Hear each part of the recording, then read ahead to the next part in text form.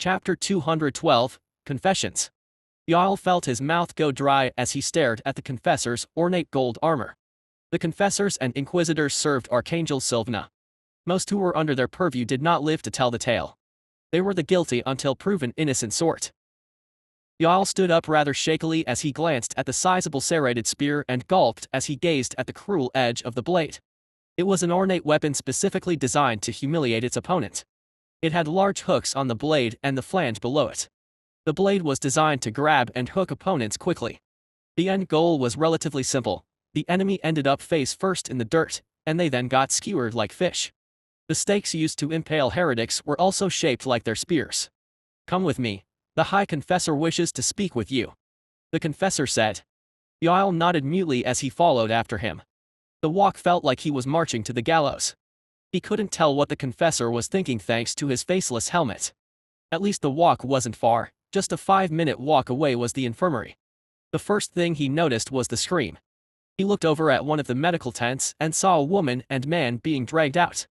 They looked starved and sick, but the two confessors did not seem to care. They were roughly thrown into the mud, and the two confessors readied their spears. "Please, we didn't know. She was just a woman. We thought she was afraid, so she was hiding," the man begged as he threw himself at the confessor's feet. "Worm." The confessor spat as his armored feet smashed into the man's face. There was sickening crunch as his head was thrown back. Yael winced as he saw a mouthful of bloody tooth fragments clattered out of his mouth. His nose was completely caved in, and his right cheekbone was utterly shattered. The woman screamed as she tried to shield the man, but the other confessor drove his foot into her chest, shattering half her ribs with a sickening crack. She toppled backwards into the mud as she coughed out a mouthful of blood and gasped for breath. "Feigning innocence, the first thing the guilty do," a deep voice said. Yael looked over and saw none other than High Confessor Sullivan himself. His armor was even more ornate, and it sported trimmings of blood-red fabric. "You knew something was off with that woman, yet you said nothing." "I know when you lie," High Confessor Sullivan said as he approached. "As High Confessor of High Heaven and with the power vested in me by divine counsel, I hereby declare the both of you excommunicatus heresis. The sentence is purification," High Confessor Sullivan said, and the two confessors immediately began dragging the two away. Yael gulped at the sentence. To be declared excommunicatus heresis is to be sentenced to be hunted till death by the forces of high heaven. The only ones to have managed to escape the sentence have fled to the searing hells. To be purified is to be impaled and then strung up on a crucifix. The condemned is then set alight using divine flame in an effort to burn away their body and sin. It was a brutal punishment designed to keep the sinful in line. "Now then, step forward, cherubim," High Confessor Sullivan said, and Yael gulped as he approached. "You have been talking quite a bit, haven't you?" Yael gulped at those words. He felt a thrill of fear run up his spine. "I did not know what the ambassador wanted," Yael stammered. "Did you? You have been helping him for some time. And then you see shipments from Averlin, and the ambassador wishes to speak with you.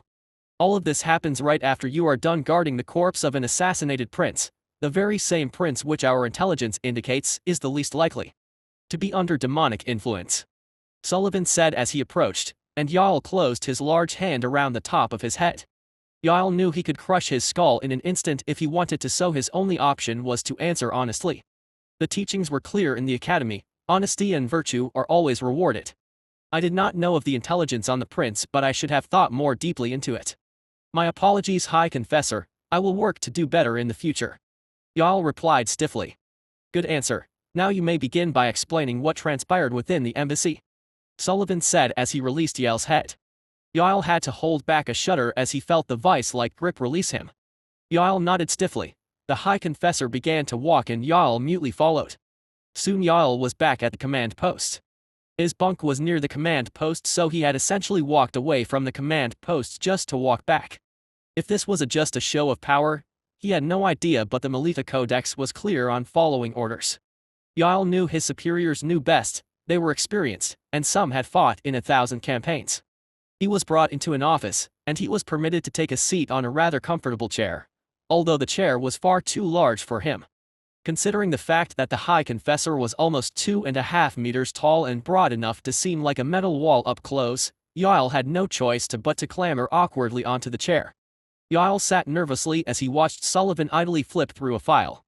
Yael sat in silence for what must have been half an hour before the file fell unceremoniously on the desk. Very impressive, Sullivan said as his head tilted forward slightly at the file on the desk. Behind the gold faceless mask, the High Confessor was an enigma. The only thing Yael has to go on for his emotions was his voice. Unfortunately for Yael, the High Confessor was also the most monotonous speaker he had ever had the displeasure of conversing with. Top of your class in every assessment, showed great valor in combat, won the trust of both the citizens and the Averlanians. It seems you are both soldier and diplomat, which makes your stunted origins all the more pitiable, Sullivan said, and Yael winced at those words. I do not resent the circumstances of my birth. I do not choose the cards I am dealt, only how I play them, Yael said in as even a voice as he managed. Very well. I suppose we can cut to the main event then, Sullivan said as he leaned forward. What did you speak about in the embassy? Degree. Black chess king, degree. Cecilia calmly watched the projection play out in front of her as Yael spilled everything.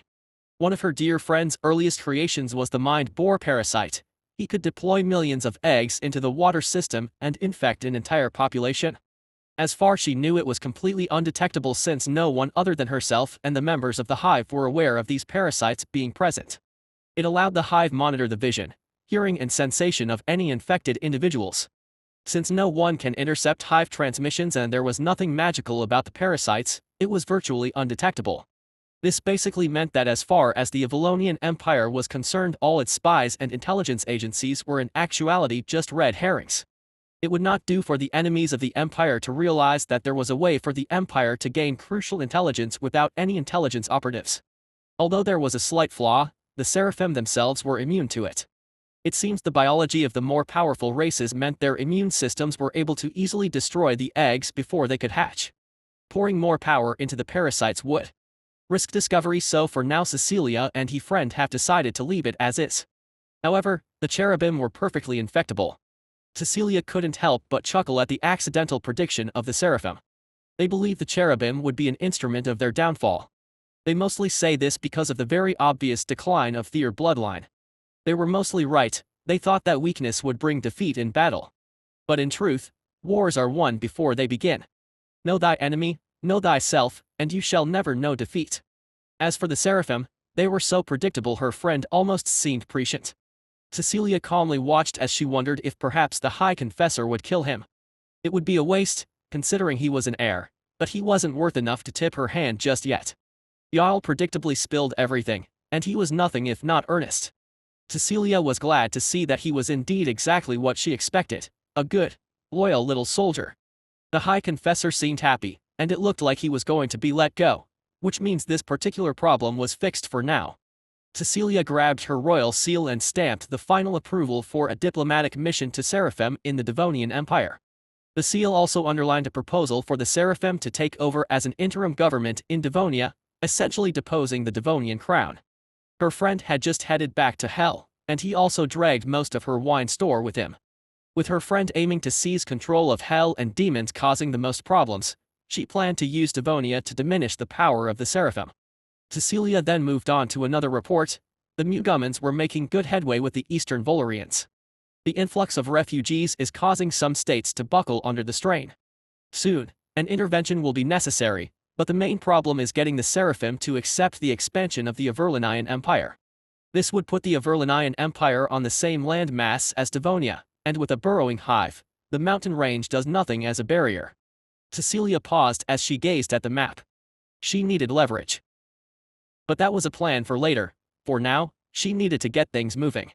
With her friend gone off to Hell, she was left handling things here alone. Cecilia grimaced as she felt a slight unease at the thought of her dear friend being absent. She knew she was lucky to have him, absurdly lucky in fact. Without him, Tralis would have wiped Averlan off the map, or maybe she would just be stuck in that tower. She knew he was the backbone of this empire.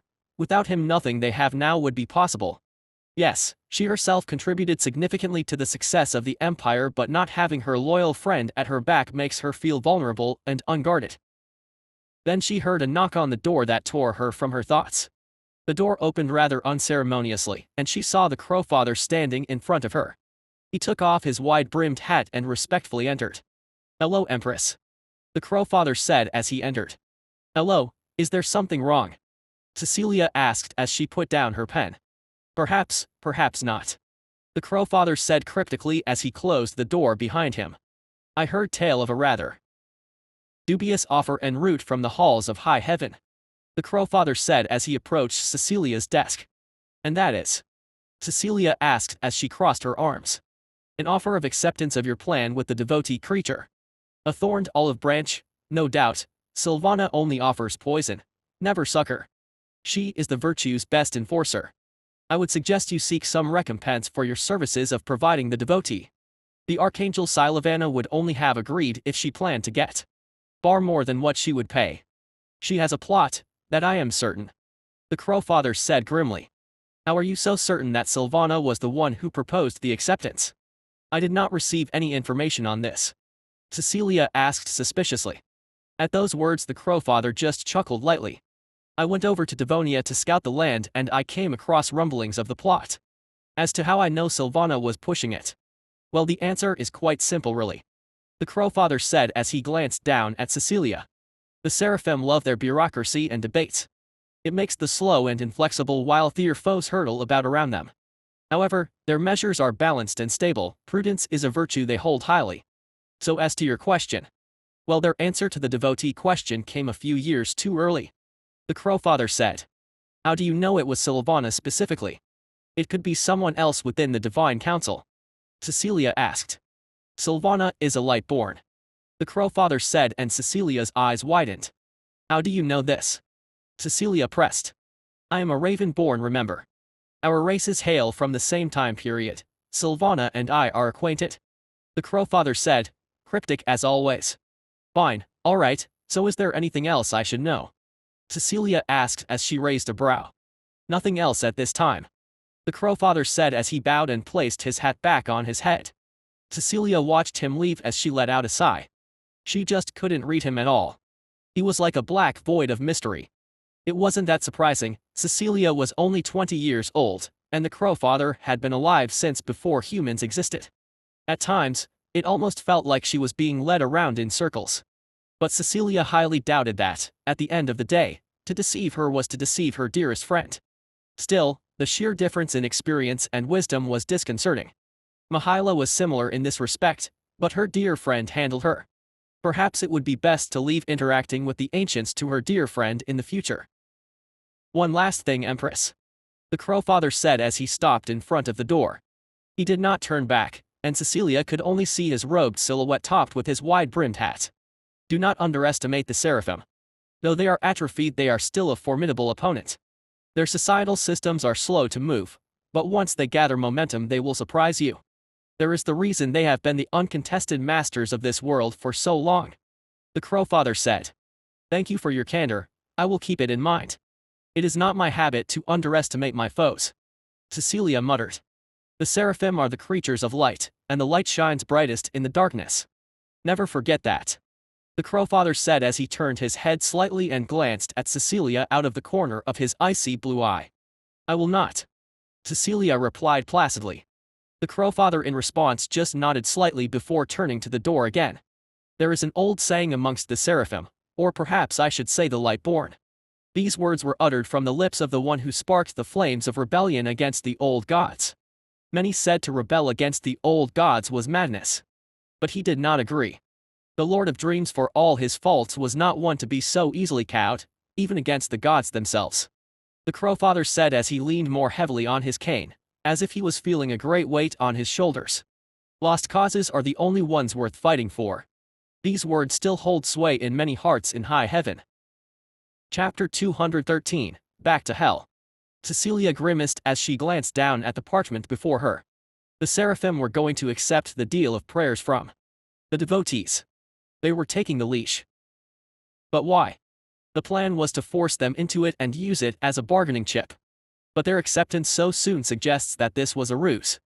There was no bargaining chip to be had here. With her friend gone off to hell, she would have no choice but to settle this herself. However, she did have some options. Her friend did say to ask Legiona and Maligaros if something bizarre came up. Perhaps her friend had some contingencies. When the door was unceremoniously thrown open, she looked up to see none other than Legiona standing there. Maligaros may potentially have a solution to your problem. Legiona stated at the door. What is it? Cecilia said as she rose to her feet. See for yourself. Legiona said as she extended a hand, and Cecilia got up from her desk. She took Legiona's hand, and they were instantly teleported into the bowels of the massive hive structure deep below the capital. Cecilia's eyes took a moment to adjust to the darkness, and immediately, fluorescent creatures on the walls lit up to help her see. Most hive creatures had perfect dark vision and could move in complete darkness. However, humans were not so lucky. Every inch of the hive structure was filled with those fluorescent creatures in the event humanoids needed to traverse the tunnels. It wasn't just for her. If war broke out, these tunnels would serve as evacuation paths. Yes, the walls, floors, and ceiling were made of flesh and chitin, but it was preferable to dying above ground. Cecilia had ordered the entire network to be large enough to house the capital's entire population. The experience would most likely traumatize the average citizen, but Cecilia was sure they wouldn't mind that much if they had to run down here. Cecilia heard an ominous skittering, and he glanced up to see none other than Maligaros on the ceiling. His 6 insect legs clung to the ceiling before detaching and quickly dropping down. Even though she has seen him numerous times, his body still sends a thrill of primal unease up her spine. His body was of an ancient design, built for a cruel purpose. He had a vaguely humanoid-shaped torso attached to an insect's lower half. The torso was just a shell and could open up to reveal tentacles adept at probing and dismantling any living creature. Each of his legs were filled with sharp spines. Maligaros did not stick to walls. He stabbed his legs into the surface to get a foothold. Every part of his body screamed violence and brutality. His designer cared little for collateral damage. His body reflected that to a T. The Serpahim seems to be willing to take the offer of the devotee. Maligaros said as he approached. Yes, it seems they have tricks up their sleeves. Cecilia stated, and Maligaros simply responded with a gurgling laugh. Creatures of light they may pretend to be, but few are as skilled at trickery as the foul children of light. Maligaros said as he turned to face a wall. The wall opened up, revealing several holding vats filled to the brim with a sickly green fluid. Through the transparent wall she could see another creature. This one was an odd-looking thing. In fact, it resembled Maligaros in design. No armor, no weapons, nothing. It looked like a fleshy bulb atop 4 spindly insect legs. Cecilia took a knowing step back as the fluid drained from the tank, and the carapace opened with a hiss. The odd gelatinous creature stepped out of the tank and unceremoniously plopped itself onto the ground while using its legs to stabilize itself. I assume there is more to this than what meets the eye. Cecilia asked as she raised a brow at Maligaros. Yes, the devotees are but a ruse, which is why my king designed them to look humanoid. These are the real devotees. Maligaros stated. Far less marketable, as my king would say, Legiona added, and Cecilia gave the two a conceding shrug. So what is this called? Cecilia asked. Legiona in response just gave Maligaros a look, and Maligaros also just gave Legiona a look. Cecilia furrowed her brows when she realized this moment was almost awkward. What did my dear friend call it? Cecilia asked in exasperation. Door. Maligaros deadpanned. Just door. Cecilia asked. Yes. Maligaros replied with a nod. Why is it called door? Cecilia pressed. Our king realized that by channeling prayers to high heaven, it also opened up a door into their storage of ether energy. If you were to visualize the storage as a pool of water. Legiona explained. You can contaminate that pool.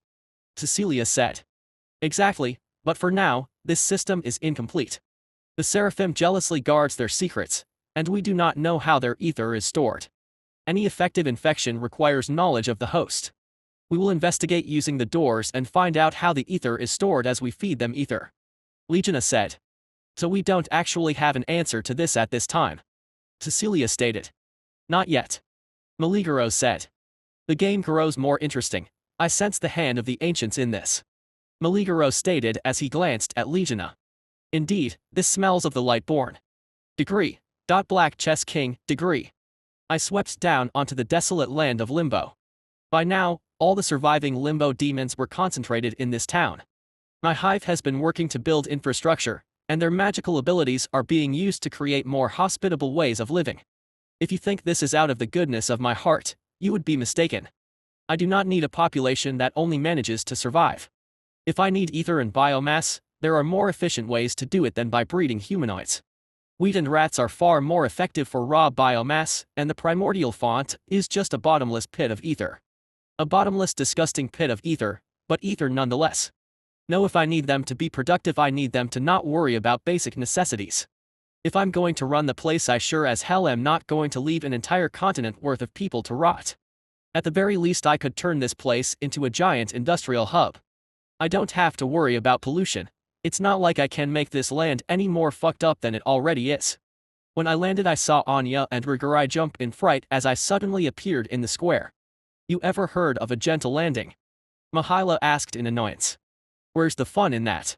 I asked with a grin, and Mihaela just huffed as she snapped her book shut. You know that guy with the axe you smashed into the air? Mihaela said as she got up. Oh, the goat guy. Yeah, I saw that. The hive sent an alert. I replied nonchalantly as I gave a lazy stretch. Yeah, he wants a word. Mihaela said as she approached. About the Morningstar brand. I said, finishing her sentence. Mihaela just nodded calmly. Can you get rid of it? Mihaela pressed.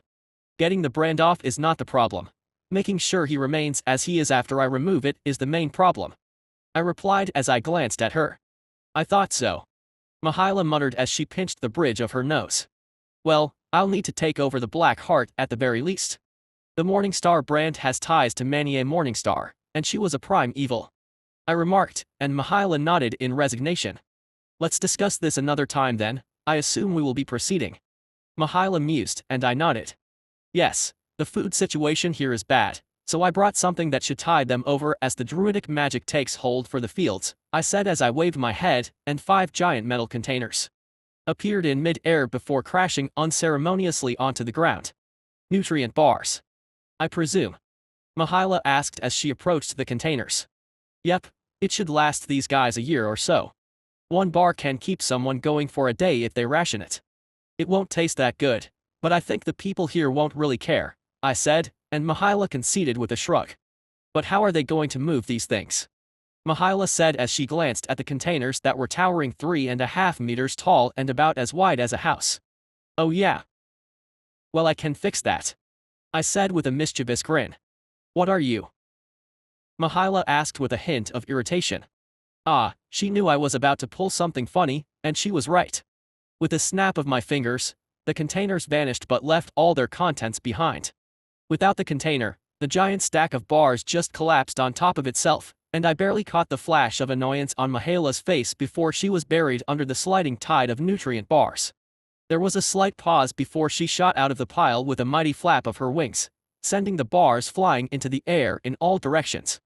Very funny, Mihaela said dryly. MMMPHHH. I heard a muffled cry coming from the other side of the collapsed pile of nutrient bars. Mihaela just sighed as she flew over to the source of the sound. With a wave of her hand, the bars lifted off the ground with an ethereal blue glow, and I saw none other than Rigurai and Anya lying on the ground, gasping for air. These two must have walked closer to the container to get a better look and ended up trapped in the ensuing nutrient bar avalanche. I suggest you move, Mihaela said bluntly as she glanced at the massive stack of nutrient bars she was holding up. Once the two scurried away, she sighed as she dropped the stack back down. Anyway, we should speak with the elders. They are wondering what is to become of all of them. They are nervous to say the least, Mihaela said as she gently landed back down onto the ground. Why do I scare them that much? I asked with a low feral laugh. Yes, but honestly, Serchix does like to spend her free time terrorizing the locals, Mihaela grumbled, and I just laughed in response. We headed to the main Capitol building, if you could even call that crumbling ruin anything so grand. What about Rosa? She causing any nightmares? I asked, and Mihaela just grumbled something under her breath that sounded suspiciously like no, but I'm not sure if that's a good thing. What? I asked. She isn't so much terrorizing as she is blatantly oppressing, Mihaela replied. Well, she is a vampire queen, I mused. Yes, I suppose she is, Mihaela grumbled. When we reached the Capitol building, I quickly understood what Mihaela meant with regards to Rosa. As to why, I did not know. It seems my hive did not see anything out of the ordinary and thus did not alert me to what they were doing. She was sitting on a comfortable-looking chair out in the open. There were 2 limbo demons fanning her and another was standing by with a bottle of wine. Rosa herself was holding a book in one hand and a glass of wine in the other. As for her legs, they were currently kicked up on the back of a poor soul that was on his hands and knees, effectively acting as a living footrest. For all intents and purposes, she looked like she was on vacation. "I see you are enjoying yourself," I remarked with a laugh as I approached Rosa. "I'm surprised Mahila let you do this," I added as I glanced at her Mahila, who just sighed again in response. These cretins were getting unruly. Mahila couldn't keep them in line, bunch of wretched degenerates that they are.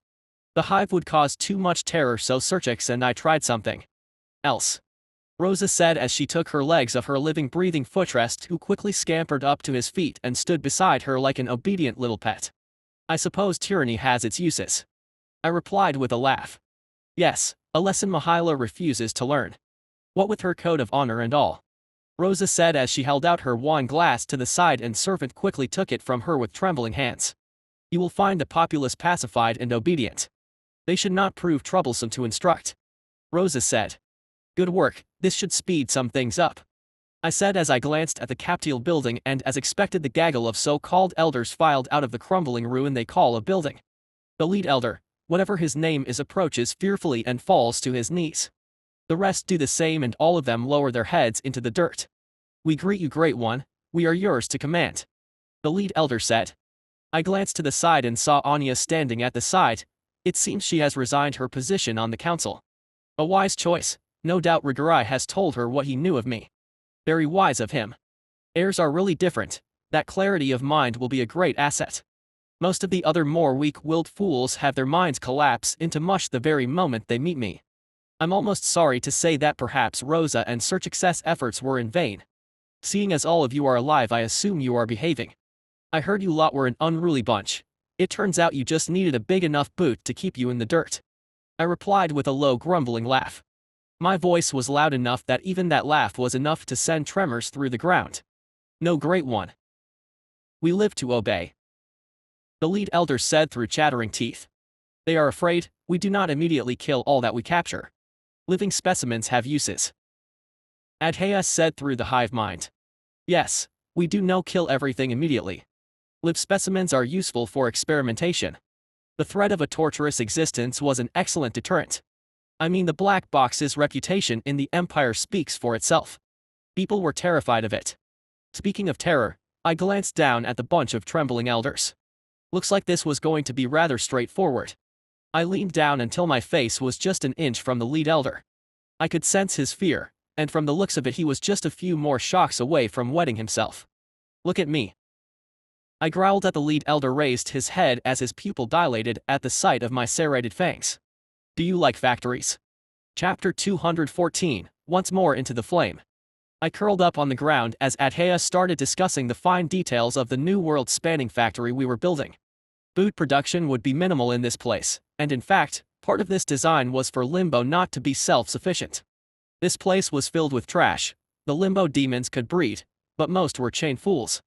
The scum of the scum, useless fools who were discarded by even demons. I needed a passive form of leverage to keep them in line. Rosa had the right concept, but her execution was off. Fear needed to be maintained, but hunger was always present. You couldn't grow enough food here, so by controlling the food supply, I could basically put a collar on all of them. In exchange for raising all of you out of the filth and misery you find yourselves in, our great king demands your efforts and labor," Adhea said as she glowered down at the gathered and trembling elders. "Not all the demons here may agree. They are an unruly bunch. We are fearful." The elder began. "Of quiet resistance," I grumbled from my seat. The elder visibly flinched and cowered as my voice rumbled through him. "They won't rebel overtly. Fear won't work on everyone. Some will be foolish enough to entertain the delusion they can hide from me. It's stupid, of course, but I expect I will need to make an example of a few of them. If any of your fellows are so eager to depart the mortal coil, then I am happy to oblige," I replied with a grin. "Now then, enough of your groveling. It makes me sick. Get up. I want to know what is the situation with all of you and why my servants have seen fit to turn all of you into shivering wrecks," I said with a huff of slight annoyance. "Yes, of course, Great One. There are," the elder began but faltered as he began to tremble. "There are," I prompted, and he trembled even more. "There are some who refuse to obey. They claim they are just slaves trading one master for another," the elder stammered. "Well, they aren't wrong. I replied dryly, and the elders visibly flinched. I could turn them into dead slaves if they prefer. I mean, look at me, they were expecting liberation after I fed most of this world to my hive. I asked almost incredulously. Great one, their error has been corrected, they are loyal now. The elder replied. Well, loyalty can be fixed, dissidence can be crushed, but there is one thing you can't fix. I said as I mused on this complex problem. Indeed, it is a complex problem, a problem that even I cannot fix. It's amazing really how these things go, but I suppose even I have limitations. Well, technically I can fix it, but it would take too much effort. So a complex problem requires an excellent, effective and of course complex solution. Adhaya, find these idiots and eat them. You can't fix stupid. Degree. Black Chess King, degree. Rigarai sat on the edge of the lake as he massaged his arm. He just had another training session with Mihaila, which just amounted to another one-sided beatdown. Over these few weeks, Rigarai will admit that he has been enjoying himself slightly. At end of the day, he was one of the great beast's companions, so many of the limbo demons practically treated him like royalty. Which he will admit was rather lovely, although his happiness soon faded the moment the training sessions began. Mihaila was out, so that left his training to Rosa, the more reasonable one in the group. Rigarai sighed as he closed his eyes and remembered the harsh training. The vivid memories of the training sessions replayed in his mind. He could almost feel the blades sting each time his sword clashed with Mihaila's. Her strikes were precise, each movement efficient, and no energy was wasted. It wasn't just the physicality of the combat that wore him down, but the sheer intensity of her focus. Mihaila's strikes coiled around his guard like a snake. Each strike sent pain through his arm. She was able to wear him down even when he was the one striking. In stark contrast, Rose's approach to training was a different kind of torment. Her style was deceptively gentle, yet it had an underlying cruelty. She would engage him with a casual grace, almost as if she were sparring with a child. Her strikes were light and deliberate, meant more to nudge him into mistakes than to outright defeat him. It was as though she enjoyed watching him struggle with the illusion of control she maintained. Rosa would faint with a smile, her eyes glinting with mischief as she effortlessly sidestepped his attacks. She'd occasionally let him think he had the upper hand, only to disarm him with a nonchalant flick of her wrist. Each time Rigarai tried to press his advantage, she would pivot, dance out of reach, and deliver a playful tap with the flat of her blade, reminding him that she was always in control, even when she appeared to be barely trying. Tap. Tap. Tap. Each trade she just lightly tapped his sword at the end, always taunting him. Rigarai never knew someone could use a fighting style to get so far under his skin. Her movements were almost whimsical, as if she were engaged in a game rather than a serious fight. The more he tried to predict her next move, the more he tangled in her web of feints and evasions. It was a dance of sorts, but one where Rigarai was perpetually out of step. At times he almost felt like a cripple. Rigarai could almost hear Rose's light laughter in his mind, a haunting reminder of how she seemed to revel in his growing frustration. He could see her standing just out of reach, her blade flicking toward him in a series of rapid, teasing taps designed to goad him into rash actions.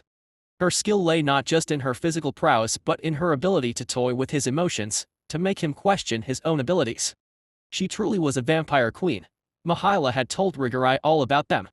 Cruel and controlling in the extreme. They reveled in torment and loved to control their prey. Those under a true vampire king or queen would find themselves helpless even when free. They had ways to shackle your mind to them. As far as the Lord of Nicaronas were concerned, this was the only way to ensure control in a court filled with backstabbing traitors. What was worse, Rosa was a mage at her core, and she was still so much better than him at the sword. Rigarai, however, could still take some comfort in the fact that the great beast was absent for some time. Honestly, the great beast terrified him. Just standing in his presence sent shivers up his spine. He slowly reached the edge of the square, and he apprehensively watched as the elders begged for something. The great beast scoffed as he just nodded in Adhaya's direction, and the surrounding hive soldiers instantly sprang into motion. They scattered throughout the town, and in a matter of moments Rigarai started to hear the screams. Rigarai stiffened as he watched the great beast snatch up the elder with one hand as he growled into the elder's face. "You fools always seem to get too comfortable with me." The great beast growled. "Are you aware I suppress my ether?" At those words, Rigarai gagged as the air suddenly turned hazy. Each gulp of air felt like he was inhaling slime. His lungs couldn't expand and he fell to his knees gasping for air. His throat constricted, and his mouth gaped open instinctively, but still nothing. Rigorai instinctively clawed at his throat, but it was no use. His lungs burned, desperate for oxygen that simply wasn't there. Rigorai desperately tried to force in a breath, but the weight only pressed harder. His vision began to tunnel, oily shadows twisting at the edges of his vision. It was as if the atmosphere had turned hostile, crushing him under its invisible fist. Rigorai looked up and knew what was happening. The great beast had unleashed his power for a moment. He could see the shimmer now, as if the very fabric of reality had been stretched too thin and was starting to fray. The cobblestones beneath his feet began to twist and buckle, their once solid forms warping into spirals and jagged, unnatural shapes. Cracks snaked between the stones, spreading like a virus as they pulsed with the same overwhelming ether saturating the air. In the back of his mind he couldn't help but think of something. Mahila taught him a spell that allowed him to see the ether in the air and around creatures.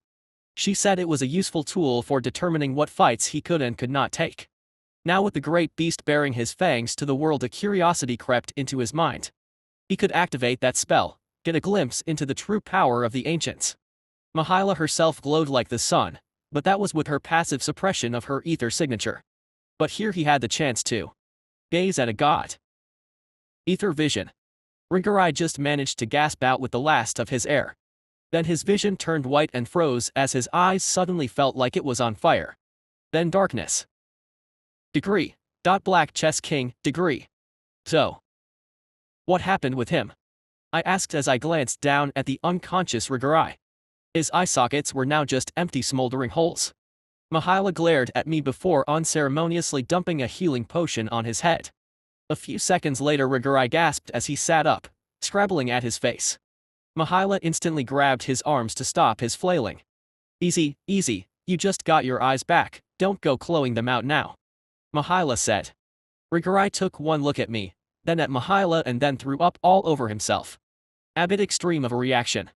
I muttered, and Mahila shot me in another glare. Hey, not my fault he casted that spell. What you forget to mention to him how it works. I deadpanned. That spell he casted lets humanoids see ether in a similar way I can. But the catch is all ether vision basically absorbs the ether into the eyes to help the user see. For something like me, the organs in charge of vision are naturally suited to the task. But for a humanoid that does not naturally possess ether vision, their squishy eyeballs just aren't well accustomed to it. So Rigorai's eyes just got cooked by too much ether. I may have forgotten to mention the exact mechanics of it. Mahila replied dryly as she helped Rigorai to his feet. You okay? Mahila asked, and Rigorai gave her a shaky nod. What was that? Rigorai sputtered. Our great leader decided to try to kill this entire town. Mahila replied dryly. They could take it. I replied with a shrug, and of course I got another glare. Really? Mahila deadpanned as she looked around at the unconscious bodies around me. They'll wake up. I replied with another shrug, and Mahila just sighed as she shook her head. I could practically see the migraine forming in her temple. So what now? Mahila asked, now older and wise enough to realize the best strategy to deal with my bullshit was to just move past it. It was the wrong strategy because it made things less fun for me, but well. No one's perfect. We move on to treachery and work our way up. Alistair has a contact in treachery. I said as I glanced at a nearby shadow, and sure enough Alistair materialized in gush of flame. Indeed, my king, Lord Satan and Beelzebub has made arrangements. Seeing your splendid taming of the of Limbo, they are certain you will succeed. Alistair replied with a cordial bow. Good. I said as I turned around, and I turned my gaze towards the World Gate. Meet me at the World Gate, bring the kid. I said as shot into the air with single flap of my wings. One last thing before I head out. That weird goat idiot was waiting at the gate. Well, to be fair, he was being forced to wait. No, that's not right either. What was the word again? I arrived at the gate and I saw a pair of briars holding the idiot down into the dirt. Their twin ether cores were powerful enough to overpower even an ancient warrior. He struggled uselessly as their powerful arms held him down. Tobias was his name if I recall correctly. Now I remember the word. Captured, that was it. You know, if you are trying to persuade me that you are useful, this is not a great start. I deadpanned as I looked down at his squirming form. I can be useful, I just need. Tobias growled as he continued to struggle. Me to remove the Morningstar brand. You see, you can be useful to me, But it is a bit awkward how that brand of yours is more useful than you. I said with a grin. What? Tobias sputtered in confusion. Marks like these are links between a piece of property and their owners. So, if your brand is still active, it means Manier Morningstar. I said, but paused for a moment. Is still alive. Tobias replied softly. You know that, of course. No one really knows where she is. All most people seem to agree on is that she is alive. Another thing about these links is that they are traceable. Which means I can use your brand to find her. I said with a grin, and his face went as white as sheet. No, you can't free her. She's a monster amongst monsters. Tobias screamed. Oh, I am sure she is, so that's the deal. You are free to decline, of course. But I'm sure I'll find her eventually. When that happens, I wonder, will she come back to collect her leash dog? Or perhaps I can even persuade her to ditch the leash in exchange for freeing her. I said, and Tobias visibly deflated at those words. Good, I'm glad we understand each other. I mean, honestly, what were you thinking? You can't fight. You are about as subtle as a catapult. What the hell was I going to use you for? Why would I even bother freeing you? I said as I leaned down to look at him.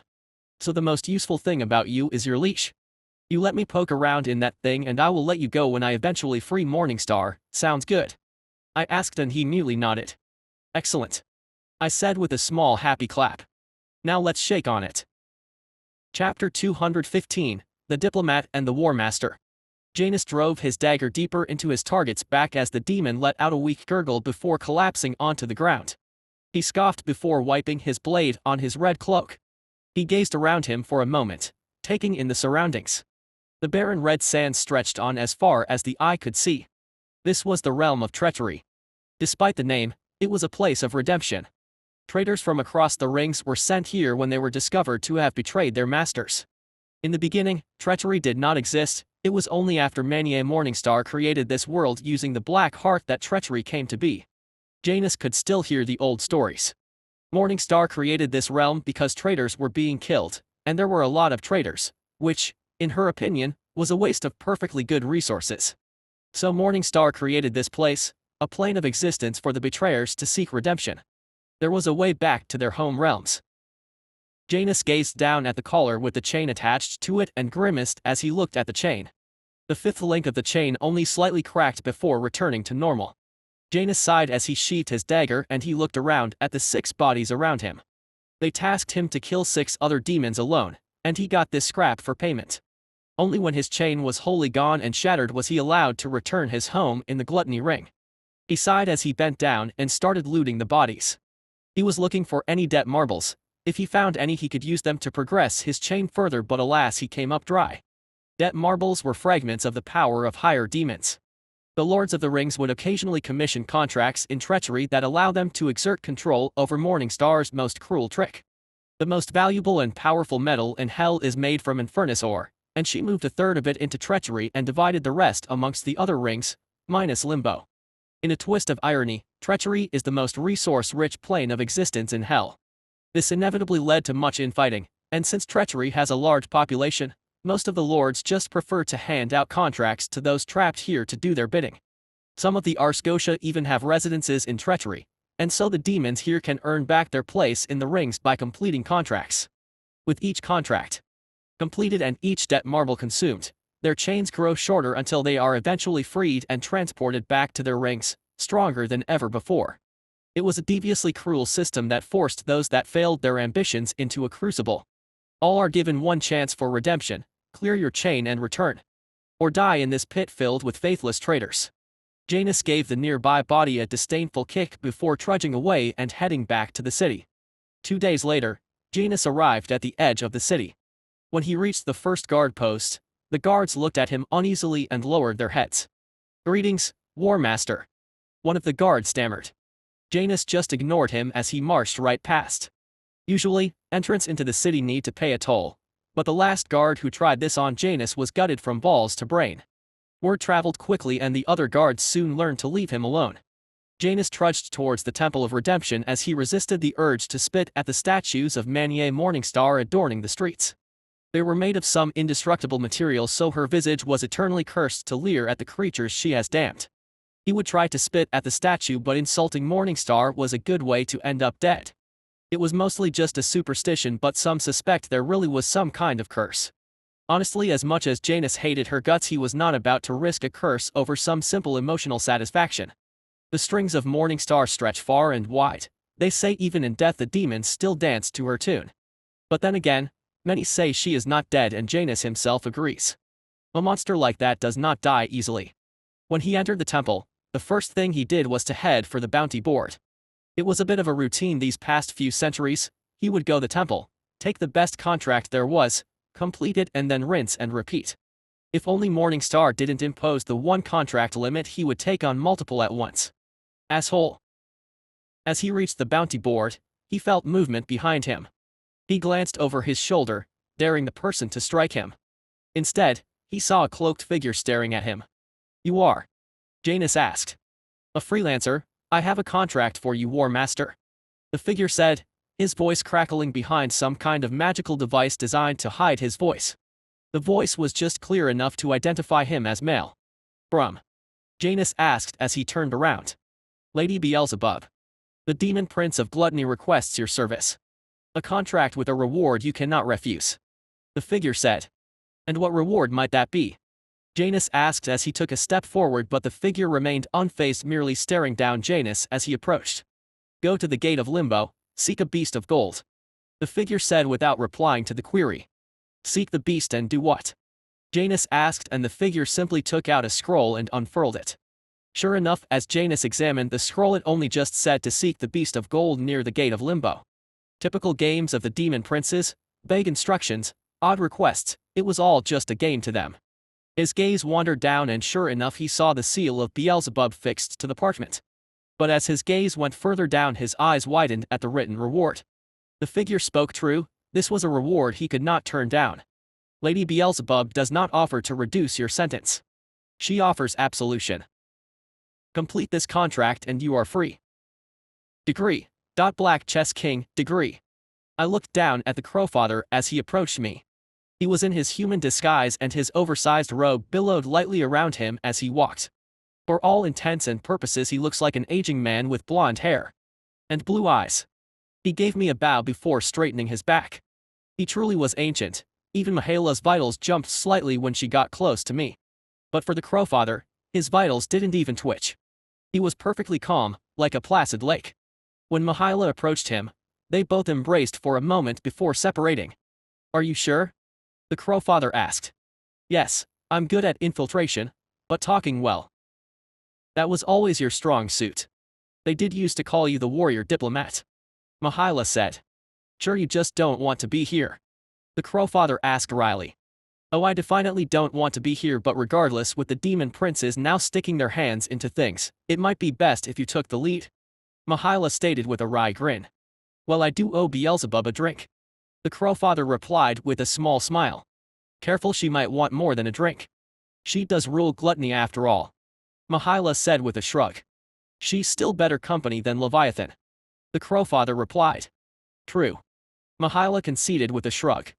"Now go on, the Empress cannot be unguarded, especially not now," the Crowfather said, and Mahala nodded. I silently watched as Mahala shot towards the world gate and turned to look at the Crowfather. "I thought you would say something," the Crowfather said. "I like to talk, but sometimes silent observation has its uses," I replied with a fanged grin. "Were you be serving me?" the Crowfather asked, his voice light and calm. "Of course, I observe everyone. Now come, let's see how much of the legend is true," I said as I turned towards the treachery ring gate. "Let's see what Beelzebub has in store." The moment we popped through the gate, I looked down to see the mysterious cloaked figure staring up at me. This one was quite powerful. He could give the Arscotia a run for their money. If this one was stuck in treachery, then he must be a loser in one of the great games of intrigue that the demons love to play so much. It has been a while, Janus," the Crowfather said calmly. "You know this guy?" I asked as I glanced at the Crowfather. "We are acquainted," the Crowfather said as he slowly approached the demon named Janus. "Bezeros," Janus said as he reached for his weapon. "No need for that, War Master. If we are to cross blades, you will not survive it," the Crowfather said calmly, making no effort to reach for his weapon. What neither of them noticed was that the scroll on Janus's waist was now giving off a small ether signature. It was as if a simple spell had been triggered. As the spell ran its course, I decided to run a simple analysis. Interestingly, I could make out the text go to the gate of limbo, seek the beast of gold, which turns into assist the forgotten horror, acquire the greatest treasure. That's interesting. I mused and the pair paused as they turned to look at me. Look at that scroll, something has changed. I said and Janus paused before he cautiously started reaching for the scroll. I watched him open the scroll, his eyes widened, his face twisted and then. Fucking damned bitch. Fuck you Beelzebub. Janus roared as he threw the scroll into the dirt. A bit extreme of a reaction. I mused and Janus just started stomping on the scroll. He accepted the contract, so he must carry it out. Beelzebub just gifted you a powerful minion. The Crowfather said. Well, he doesn't seem too happy about that. I said as I glanced at the raging demon in front of me. War Master Janus used to be one of Lady Beelzebub's top generals. He used to be our Scotia until he lost quite badly during one of the usual blood feuds in the demon courts. As far as I know, Beelzebub cast him into treachery to earn his penance. From what I can assume, Beelzebub offered him absolution from his sins. The Crowfather said calmly. Which is why he accepted the contract in the first place. I assume only Beelzebub can offer him absolution. I asked and the Crowfather nodded. Absolution ends the sentence rather than going through the usual trials. It is a tricky strategy since once the target is free they are free to do as they please. Janus could very well join the ranks of a rival demon prince out of spite. The Crowfather said. A bold strategy. I mused as Janus hurled the scroll a good 10 meters. Beelzebub is the lady of the gluttony. She is famously self-indulgent. But for one with such an appetite to rule for so long, she also has excellent self-control. In my opinion, Beelzebub is one of the most cunning demon princes. The Crowfather said with a distasteful curl of the lips. Is that so? I asked curiously. Yes, she is almost always in the background. She prefers the likes of Satan, Lucifer and Mammon to take the stage. She is never truly interested in taking the stage despite her self-indulgent nature. Although she does go rather even with Leviathan on their associated schemes. Leviathan himself is also a rather unique demon prince. He is perhaps the closest thing you can find to a loyal individual in the searing hells. He swears absolute devotion to Manier Morningstar. The Crowfather said. Interesting, it seems this game runs deep. I mused. Indeed, Mahila made the right choice of sending me. I am far her superior at navigating the schemes of the searing hells. Initially, we had no idea the demon princes were plotting to aid us, we assumed we would be operating alone. But now that we have been inducted into the game, then I would be a more suitable companion. The Crowfather said and I nodded in understanding. I assume that's why Beelzebub sent Janus, you said he was our Scotia. I said and the Crowfather nodded. As far as the great game is concerned, Janus has been playing it for far longer than Alistair. The Crowfather said as he glanced at Alistair who gave him a begruding nod. He lost. I stated and the Crowfather gave me a conceding nod in response. But he lost to Beelzebub herself. Alistair has never had to go against a demon prince and never against one as cunning as Beelzebub. The demon princes all expect treason in one form or the other, but for them to deign a response is more of an admission of talent than anything else. After all, in the case of Alistair, the demon princes just gave Alistair to you. He was not deserving of punishment. He was a pawn, nothing more. The Crowfather said and I could sense the silent fury from Alistair. Still, a failure was a failure. But to be fair, Alistair had failed too. Only problem is that I really don't trust this Janus guy. I mean, he just shows up, I find out he got fucked over by Beelzebub and then in attempt to unfuck himself he gets fucked over again. I mean, I can see the logic of why Beelzebub did this. Once I rule hell, it won't matter if this guy walks free since the searing hells would be under new management. If Beelzebub does well I will naturally keep her around and so whatever Janus does is meaningless. As for Janus. Well, I guess he can follow along. It doesn't seem he is going to stop anytime soon. Oh, that's a good throw. The scroll went a good 100 meters. Oh, it teleported back to his waist again. This guy really has anger management issues. Oh well. I'll just give him some time to clear his head.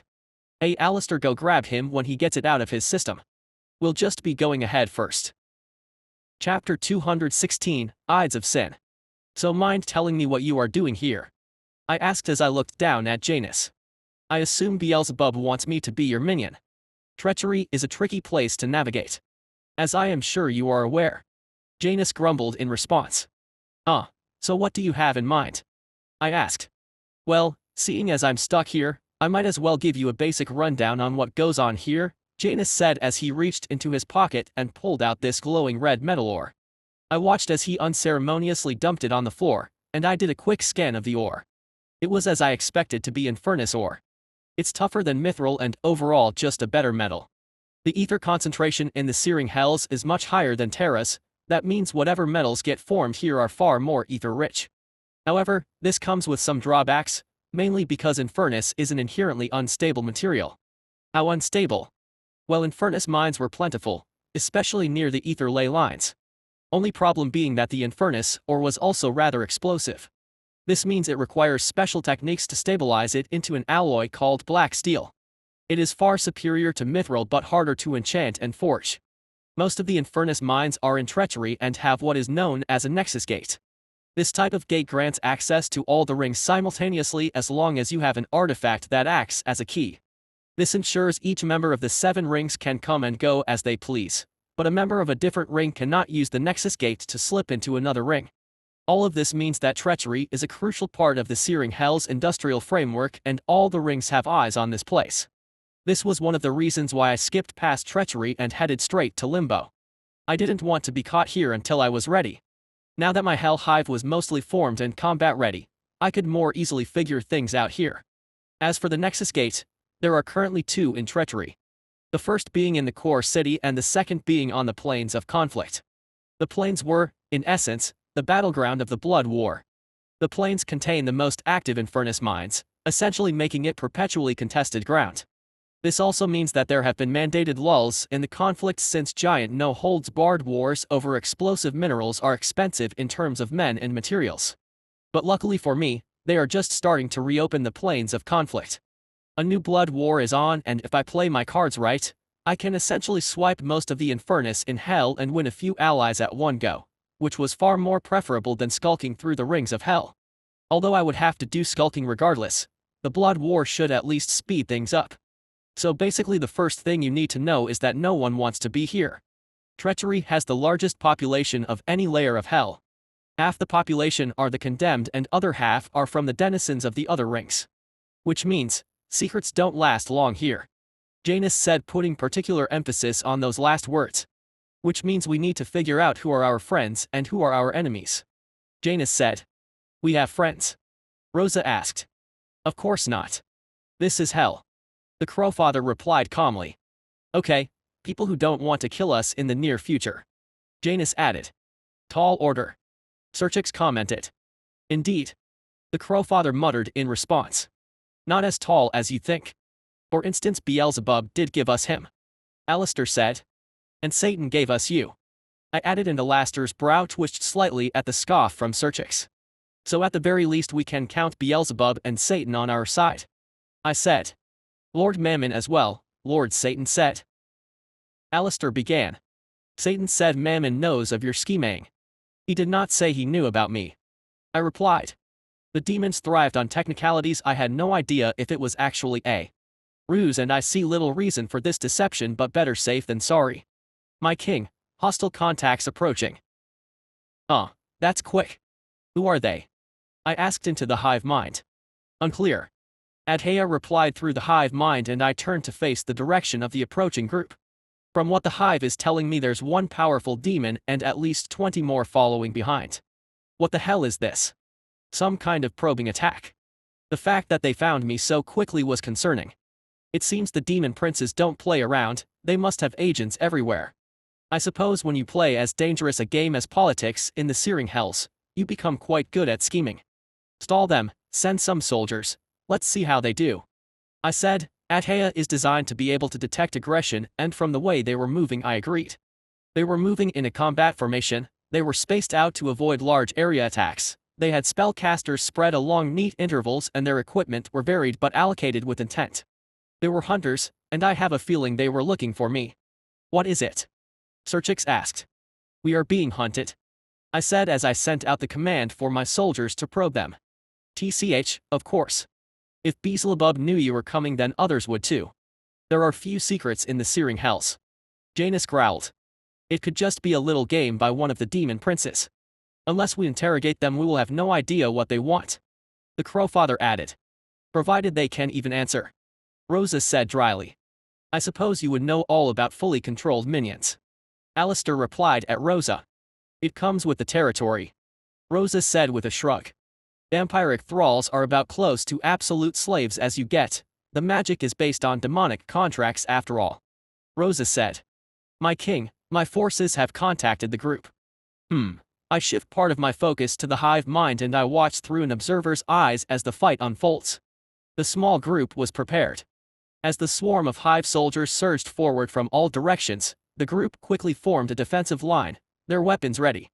My soldiers were fast and ferocious, but the group's experience showed in their coordinated strikes and swift movements. Blades met claws with a clash of steel, arrows found their marks, and though the horde was relentless, the group held firm.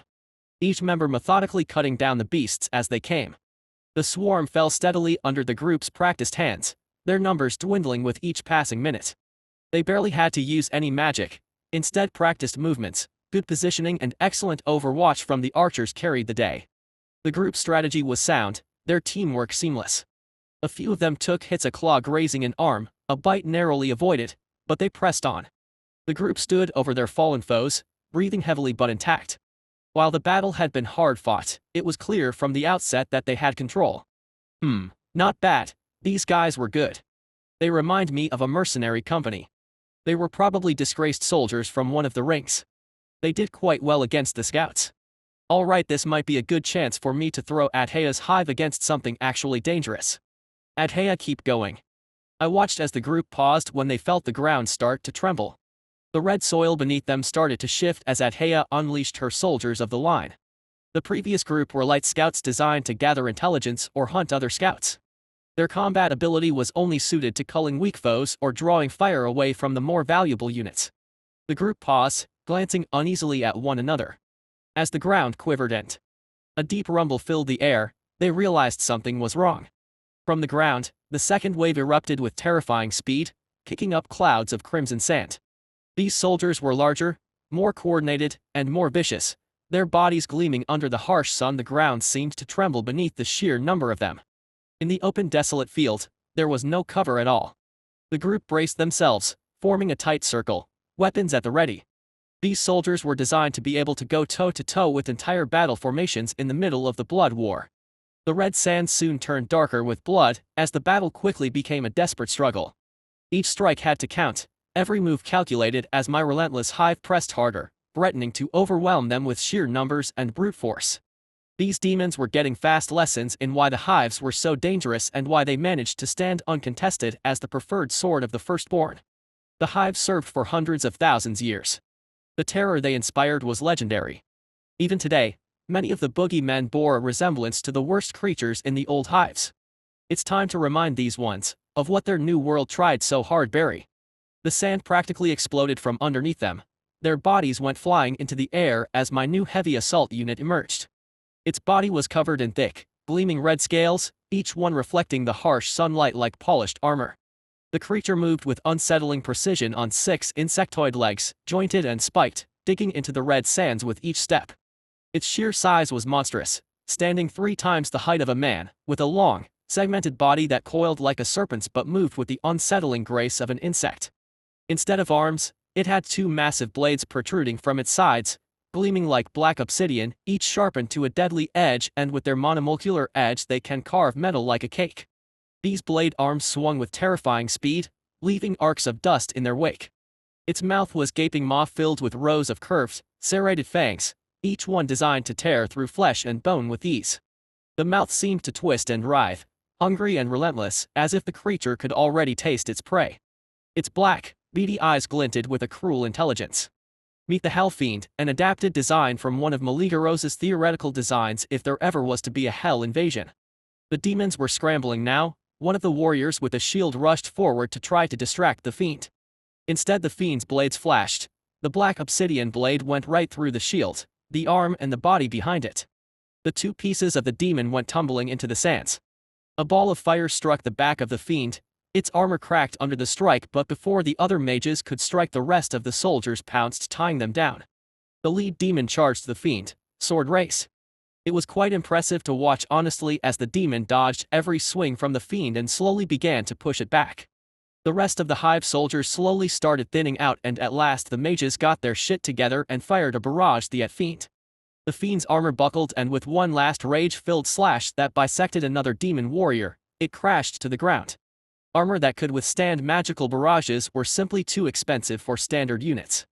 I only ever gave these defensive investments to brood mothers and the most elite of my soldiers. The fiends were basically large brawlers.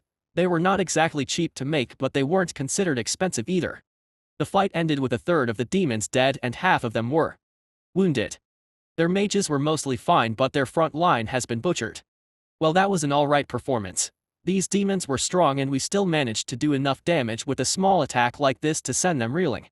Looks like they were about to turn back, which would be a real shame. I mean, I really want to chat with their leader. Adhaya, I want the leader, kill the rest. As you command. I watched as the ground below the group just collapsed from under them. There were shouts of alarm as they fell. From what the hive reported, some of them managed to use flight magic, but of course, Adhaya didn't exactly leave that big hole empty. There were screams and struggling. A fireball went off inside the hole in a "you'll never take me alive" type act of defiance. But in the end the hole was covered and the hive ate well. A short while later I looked down as one of my hive workers spat out the demon leader from its holding stomach. The demon gasped for air as he looked up and scowled at the sight before him. He growled, then slumped, before finally lowering his head. "Come on, don't give up so easily," I said with a grin. "He has good cause to give up," the Crowfather said. "If his contract says he is to defeat you and he accept it, then this is one-way trip for him. He cannot cease the pursuit. Even if he were to escape, he would have no choice but to attack you again. Which means you have no choice but to kill him," Alistair added. Maybe I'll let you walk. Just tell me who sent you. I get bored easily, so I don't mind letting you go so you can try again," I said as my grin widened. As I said this, I leaned forward to loom over him. I was banking on the ancient's reputation for being arrogant, but I also crossed my fingers behind my back. The demon chewed his lip as he pondered the question, most likely trying to find a way to reply without violating his contract. Honestly, I am interested in the information, but it is good to see that my hive held up well against this group. If I really wanted them dead immediately, this group will be dead before they even realize they are under attack. "The Lord of the nearest ring sends his regards," the demon said suddenly, and that caught me by surprise. So it was Lord of Wrath Satan, who was also supposedly on my side. Interesting, perhaps this game runs deeper than I thought. Or perhaps it's another donation to my hive. These demons were worth a lot, or maybe this was even an effort to defang potential resistance against me when my presence becomes more well known. Well, either way, there is no way I can find out now. I doubt they gave this one much information. "All right, you're free to go," I said as I leaned back, giving him some space. The demon looked at me warily for a moment before getting to his feet. He took a step back, and then another, and another. Before long he was running back towards the city. Well, I did keep my fingers crossed, so I sent a simple command into the hive mind. "Kill him." Chapter 217, Temple of Redemption. I walked calmly down the street next to the Crowfather. We were both disguised as demons, and as far as I could tell, no one knew what we actually were.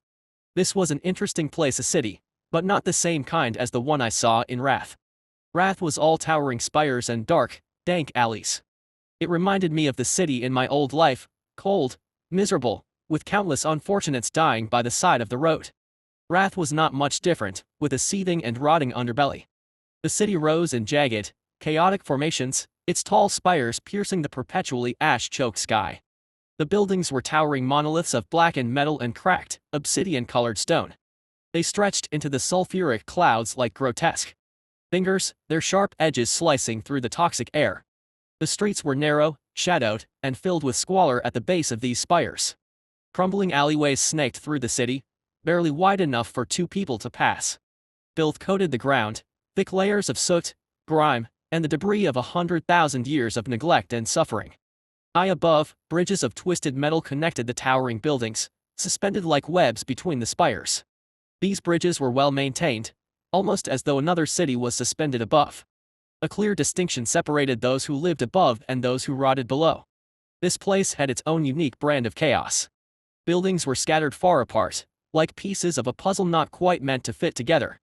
The town sprawled outward in all directions, leaving wide open spaces between each structure as if the builders had an endless amount of land at their disposal.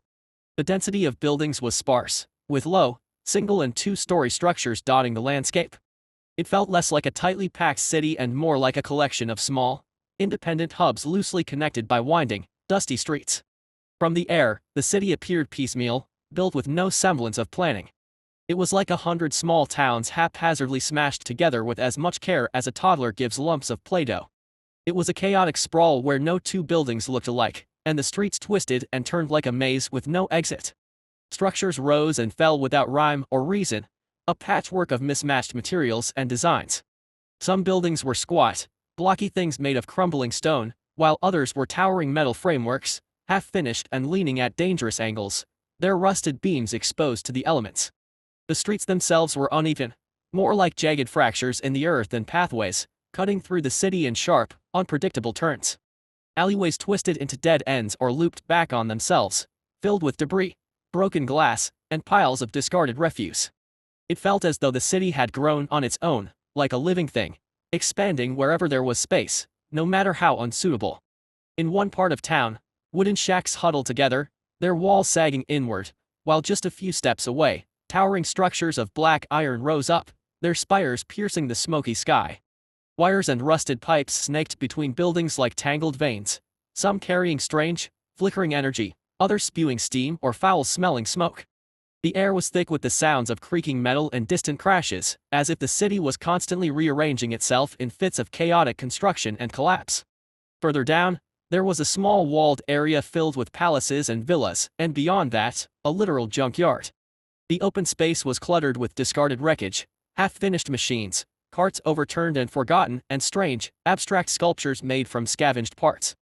The city's chaotic growth had left it a labyrinthine nightmare, where every street led to more confusion, every building was a hazard, and every turn felt like stepping deeper into the heart of madness. It was a fitting look for a battleground between 7 worlds. This is what happens when you throw 7 groups of demons together in one place. The rings represented sin, limbo represented non-existence, but treachery was chaos made manifest.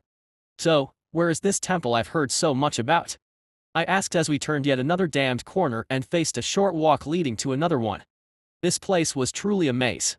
Without an aerial unit scanning the city at all times, I might actually have gotten lost. The Crowfather, however, seemed to have no issues navigating the place. Just look over there, the Crowfather said as he pointed, and in the distance, I saw towering statues. Ah, so those must be the statues of Manier Morningstar. I saw them from the air, but they are truly enormous when you're human-sized. What are they? 5 meters tall. The statues were carved from obsidian black stone, the same material that made Mahala's weird sword and axe. I still have almost no information on that material, and from the scraps I've gathered, that oddly metallic black stone belongs firmly in the lost technologies category. The statue's head was slightly tilted as she gazed downward with a cruel smile, as if mocking the wretches at her feet. She had sharp, flawless features, and elegantly curved horns formed a twisted crown atop her head. Interestingly, she was draped in a meticulously detailed suit. The statue stood with one hand in her pocket, the other lazily extended, as if dismissing the unworthy. Her cruel smile, frozen in stone, conveyed eternal mockery and contempt, making it clear that she, the prime evil of the 7 rings, stood above all, eternally judging and dismissing those beneath her dark rule. That suit reminded me of the business suits that fancy folk wore in my old world. In fact, it was similar in style to the one that Alistair wore. I guess I might have just found the source of that fashion sense. It seems like Morningstar likes to gloat, I said wryly, and the Crowfather just gave a begrudging grunt. If you think Cerchix and Rosa are cruel, you've never met Manier Morningstar. I guarantee you'll never find anyone more cruel, the Crowfather said as we ducked into an alley. A demon was waiting for us, an emaciated, wretched-looking thing. I could see the rusty blade in his hand, and his eyes widened as he saw us. The Crowfather just nodded off to the side, and the demon took his cue to run and live another day. I can think of someone else. The head of my hive's terror unit, Maligaros, is far more cruel. He doesn't see any of you as people or individuals. You're all just parts for him to use and take apart, I replied. At least he doesn't derive pleasure from the pain of others, the crowfather said, and at those words, I gave him a conceding shrug. You got me there, I said with a light chuckle, and the crowfather chuckled as well. When we reached the temple, I noticed the surrounding demons giving me a wide berth. I glanced over at Janus, who was silently following behind us. The other demons were terrified of Janus, and for good reason. I had him spar with Rosa, and he beat her, even with all my upgrades. It was a tough fight, but Janus managed to pull ahead. However, the different power levels between species were an almost insurmountable wall, it seems. Cerchix and the Crowfather beat him with barely any effort. The Crowfather's fight with him was particularly impressive. He just cast a spell and locked him in place. These weird runes appeared above and below him, locking his limbs and freezing him like a statue. The sigil magic of the Ravenborn was some scary stuff, it seems. I analyzed the spell, and I must admit it was a rather ingenious branch of magic. It relied on geometric patterns of runes, but there were a lot of curved lines, which made formulation difficult. War Master, I trust your previous contract was successful.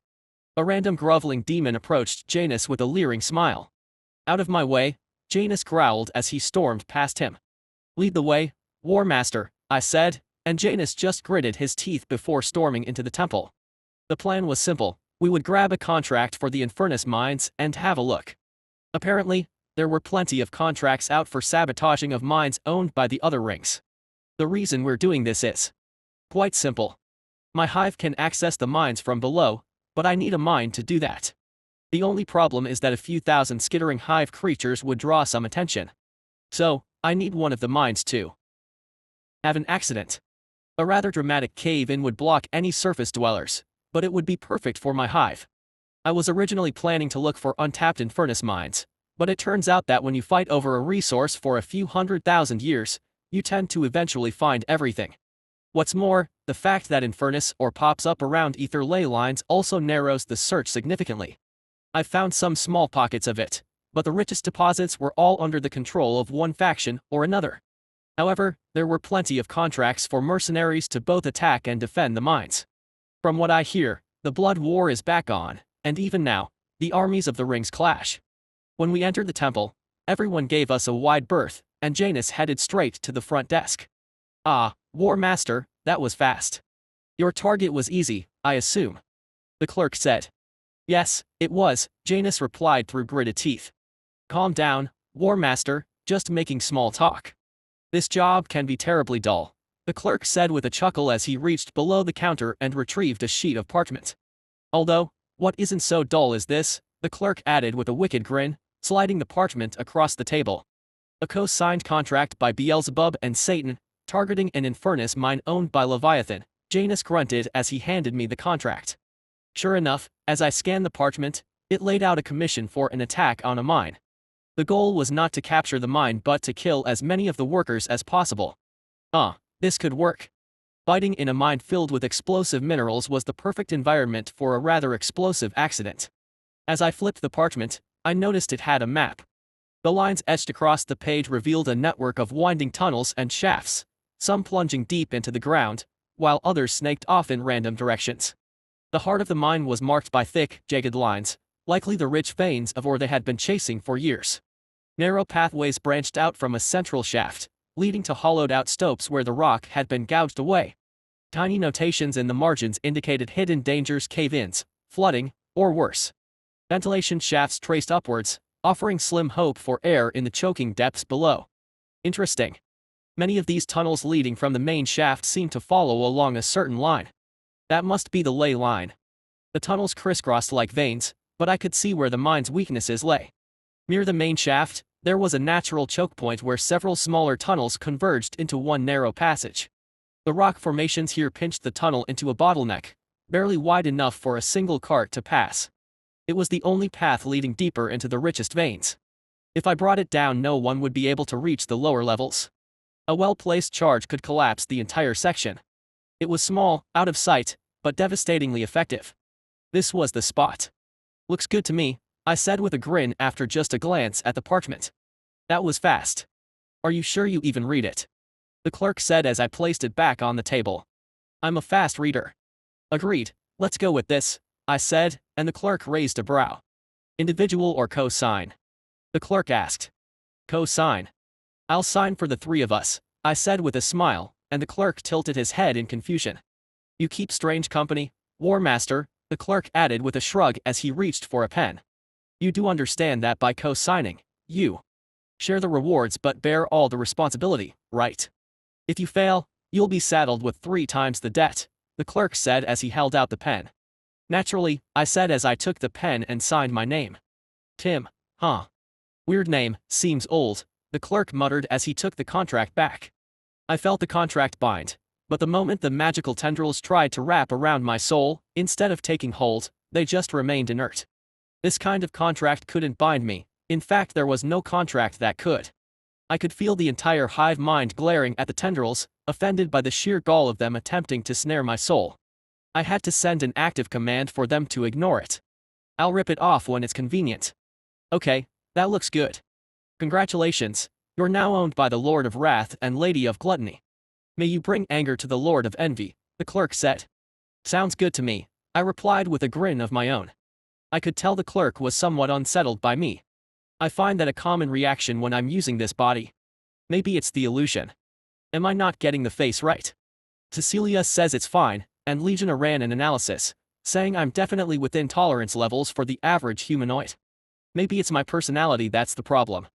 Nah. That can't be it. Anyway. Let's go blow up a mine filled with not-so-innocent workers. Chapter 218. Deeper they go, hungry we follow. I drank from the bottle as I tuned out the briefing unfolding before me. I had already memorized the map, I knew every contour, every choke point. More importantly, I knew that Janus and the Crowfather were listening. They would update me if anything was out of the ordinary. Looking over the map again, it was obvious, there was only one natural way to approach the mine. The terrain boxed you in, head-on attacks were suicide. Mines like this were basically fortresses built into the earth, surrounded by steep cliffs and narrow paths, impossible to take down with brute force. In a weird way, this worked to our advantage. If I blew the mine, the fortress would go down with it, turning their strength into a pile of rubble and dust. The problem with mines and fortresses like this is that they're designed for sieges. They're nearly impenetrable unless you're playing the long game. So, the same predictable strategy unfolded. Someone would launch a diversion, something big enough to force the main force to leave and deal with it. Then we'd slip in, raid the place, disrupt production, and slip out before anyone knew what hit them. The so-called geniuses who came up with this plan didn't want to destroy the mine, they wanted to capture it later. The ones defending wouldn't scorch the earth either because, of course, they wanted to take it back eventually. And on it spins. When the briefing was finally done, the commander started acting all authoritative and self-important. Now all of you listen up, you aren't taking the real risk.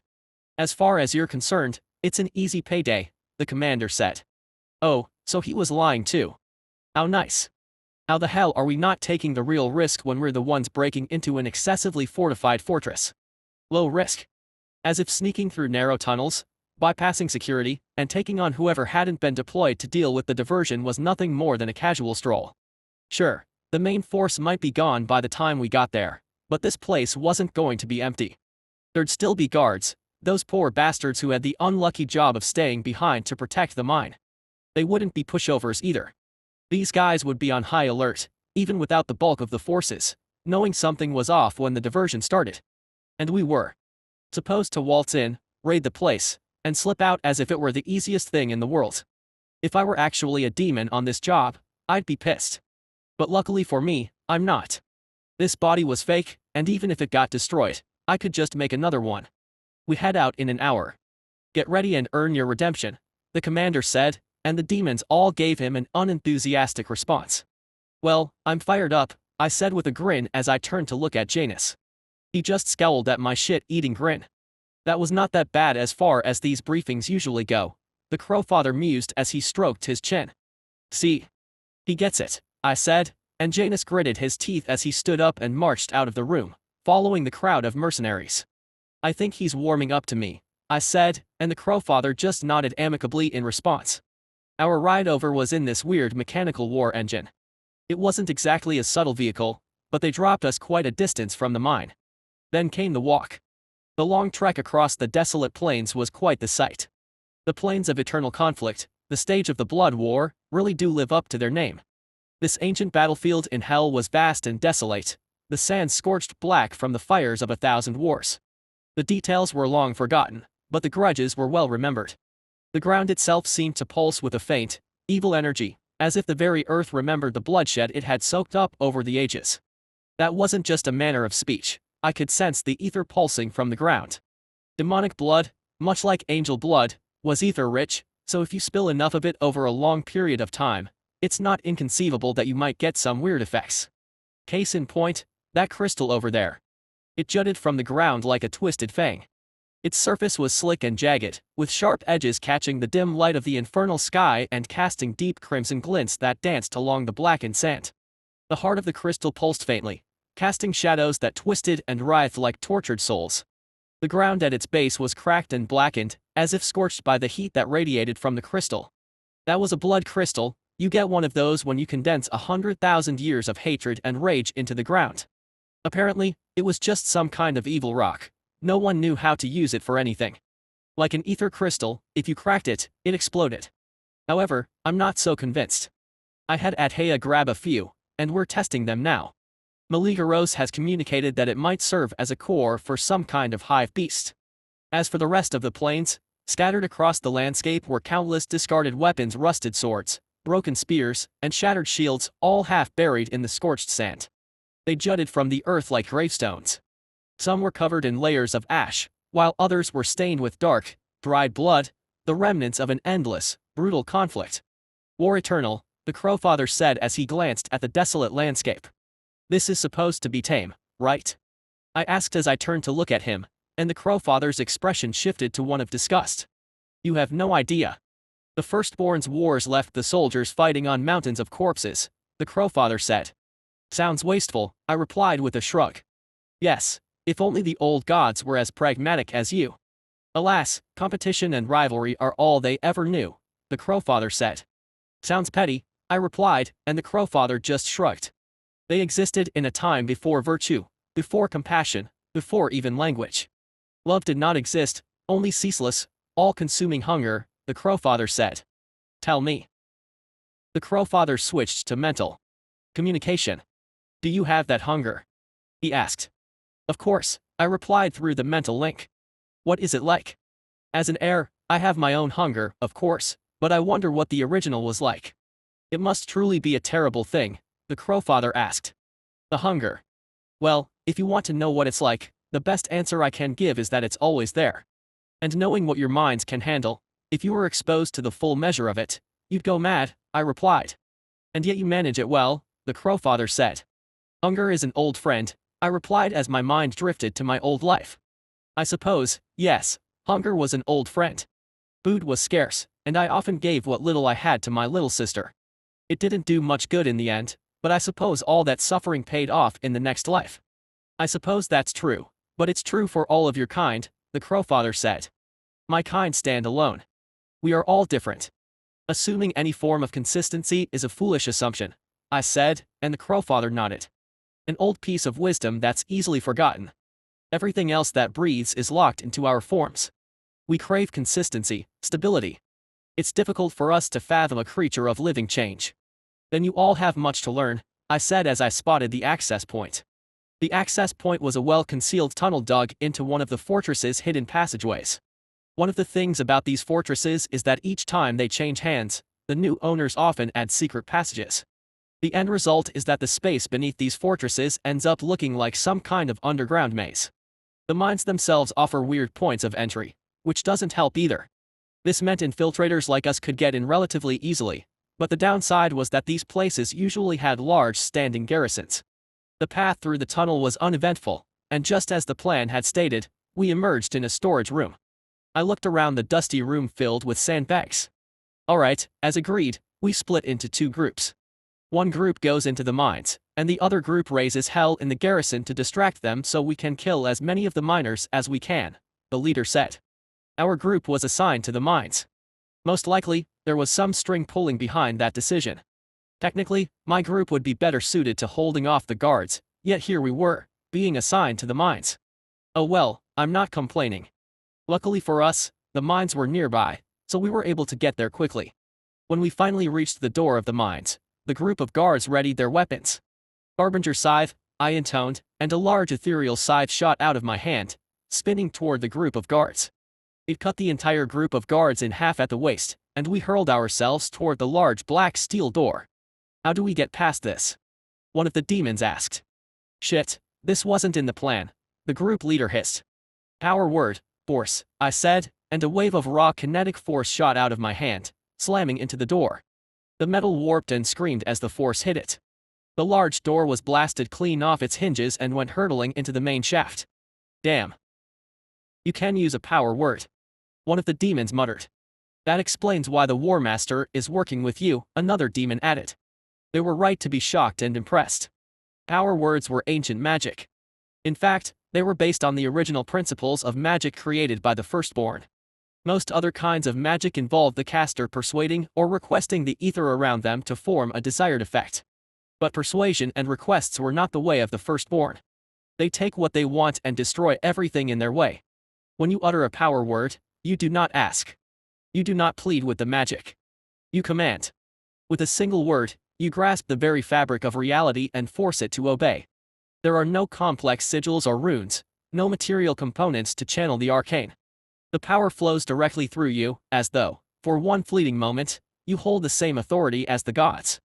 They say when you speak the power words, you command and reality listens. The irony of all this so-called fancy grandeur was that the Firstborn never even needed the power words. It was just an adapted technique from the lesser races in an attempt to mimic the Firstborn's powers. I didn't need to use it, but I had a disguise to uphold, so I can do a lot more than that. Let's go, I said, and we charged in. The door had made quite a mess. I could sense Pulp's bodies under it, and a few guards and workers had been impaled by the shrapnel. As we moved forward, I spotted a group of guards already forming a defensive line. Not one step closer. One of the guards spat. Widen magic, power word, eviscerate. The word was spoken, and the flesh obeyed. The guards couldn't even scream as their bodies were torn apart in an instant. Their armor fell to the ground into the puddle of pulped mush that was once their bodies. What the fuck? One of the demons muttered, his face turning pale. Cool, ain't it? I got a whole library of words to use, I said with a grin, and the demon went even paler, his red skin turning almost pink. The next half hour was rather eventful. The rest of the group went around killing everything in sight. Some miners tried to resist, but they didn't do much. One miner was valiantly holding off two members of the team with nothing but a pickaxe. Honestly, this miner was doing quite well, but he was holding up the schedule. Power word, kill. Okay. Now that's settled. The rest of the team moved on to kill the ones cowering behind. Honestly, it didn't matter how or what they did in here. They were all going to die anyway. My king, preparations are complete. Awaiting your command, Adhea said as we moved toward the meeting point. My hive has planted explosive charges and shaped the caverns around it to detonate and cave in the mine. All the Infernus ore will ignite, blasting the mine and the fortress above it open, while leaving the lower levels intact. When we reached the intersection toward the lower levels, it was just me, the Crowfather, Janus, and one other demon. I think this leads to the lower levels. Should we wait for the rest? The demon asked. Nah, we'll go ahead first, I said with a grin. Alright, let's go, the demon said, taking a step forward into the tunnel. Power word, kill. Chapter 219, Infernus. Where the hell are those three? Drew snarled as he stormed through the mine. It was evident at a glance that the small group of three was the strongest in the entire strike group. After all, the old War Master was one of the subordinates. That odd demon was taking the lead, and something about that freak just made his hair stand on end. That one must be Scotia, probably some high-ranking asshole tourist playing around in treachery. It was not uncommon for some the Scotia to spend some time in each of the rings for a vacation. The freak even took the full contract for the other two. If that wasn't Gosha pride, he didn't know what was. That was the main reason those were thrown into the arguably easier attack. The last thing anyone wanted was some vengeful retard coming for everyone, even remotely related to the death of some other retard. Guru for one rather enjoyed where his head was in relation to his body, so he would much rather that fool come back alive. When he turned the corner into the deeper parts of the mine, he paused when he saw the passageway caved in. Judging by the shifting rock, It was a recent development. Just when he was about to approach and check the seal, the top of the ceiling opened up. Gru instantly tried to back away as he feared another cave-in. But to his surprise, a large pile of infernus ore just dropped down in a stream. Gru paused in surprise and shock at the sudden appearance of the pile of highly volatile ore. Then from the same hole in the ceiling, a small red-shelled creature dropped down. The creature scurried around over the pile as if inspecting it. Gru heard an odd crumbling sound and he looked up to see the hole being filled up. In just a few seconds, the hole was completely filled up. He glanced down at the creature, and he could swear it was smiling at him. His blood went cold as his instincts overrode his confusion. Then a flash of light. Degree. Black Chess King, degree. Whoa. That is cool. I grinned as I watched the explosion from a nearby cliff. Practically speaking, I should be underground, but I decided that I wanted to watch the blast. Coming up to the surface would risk discovery, but where else am I going to be able to watch an infernus mine go up like volcano? The explosion tore through the small, open top of the mine with the fury of an angry god. Lava, superheated by the volatile infernus ore, didn't just flow, it detonated from the earth in a massive eruption. A column of molten rock and fire shot skyward, obliterating everything in its path. The fortress above was instantly torn apart like a simple wooden box. The blast struck the fortress like a bomb, shattering its stone foundations in a single violent moment. Lava erupted upward with such force that entire sections of the fortress were blown apart, chunks of stone and metal catapulted into the air, glowing red-hot as they soared. The once solid walls and battlements crumbled, shattered from the ground up, as the pressure from the lava tore them apart. The structure's molten fragments rained across the landscape, turning the area into a fiery wasteland. As the fortress collapsed, secondary explosions ripped through the remains. Stockpiles of munitions and volatile materials ignited, triggering a series of violent detonations. Each explosion sent even more debris and molten stone flying into the air, turning the once fortified structure into a blazing inferno. Chunks of molten rock were hurled for miles, crashing down with devastating force as the lava continued to spew, consuming everything in its path. The entire fortress was obliterated, reduced to glowing embers and molten slag. The once protected mine became a molten pit, the landscape littered with the charred remains of stone and metal, engulfed in the hellish light of the eruption. The army that had been sent out dispatched a detachment back to the fortress. They must have sensed something was wrong. Well, they were right that something was wrong, but they were wrong to come back. As the fortress exploded into molten fragments, a rain of fiery debris began to fall on the army approaching its walls. Soldiers looked up in terror as massive chunks of molten stone and shattered battlements, glowing with heat, arced through the sky. The red-hot fragments streaked down like meteors, leaving trails of smoke in their wake. The first impact hit with a deafening thud. A boulder-sized chunk of the fortress slammed into the ground, sending a shockwave through the ranks. Screams filled the air as soldiers scrambled to avoid the deadly barrage. Red-hot stones and molten metal showered the battlefield, crushing those caught beneath and igniting anything flammable in an instant. Tents and siege equipment erupted into flames as burning debris tore through the camp.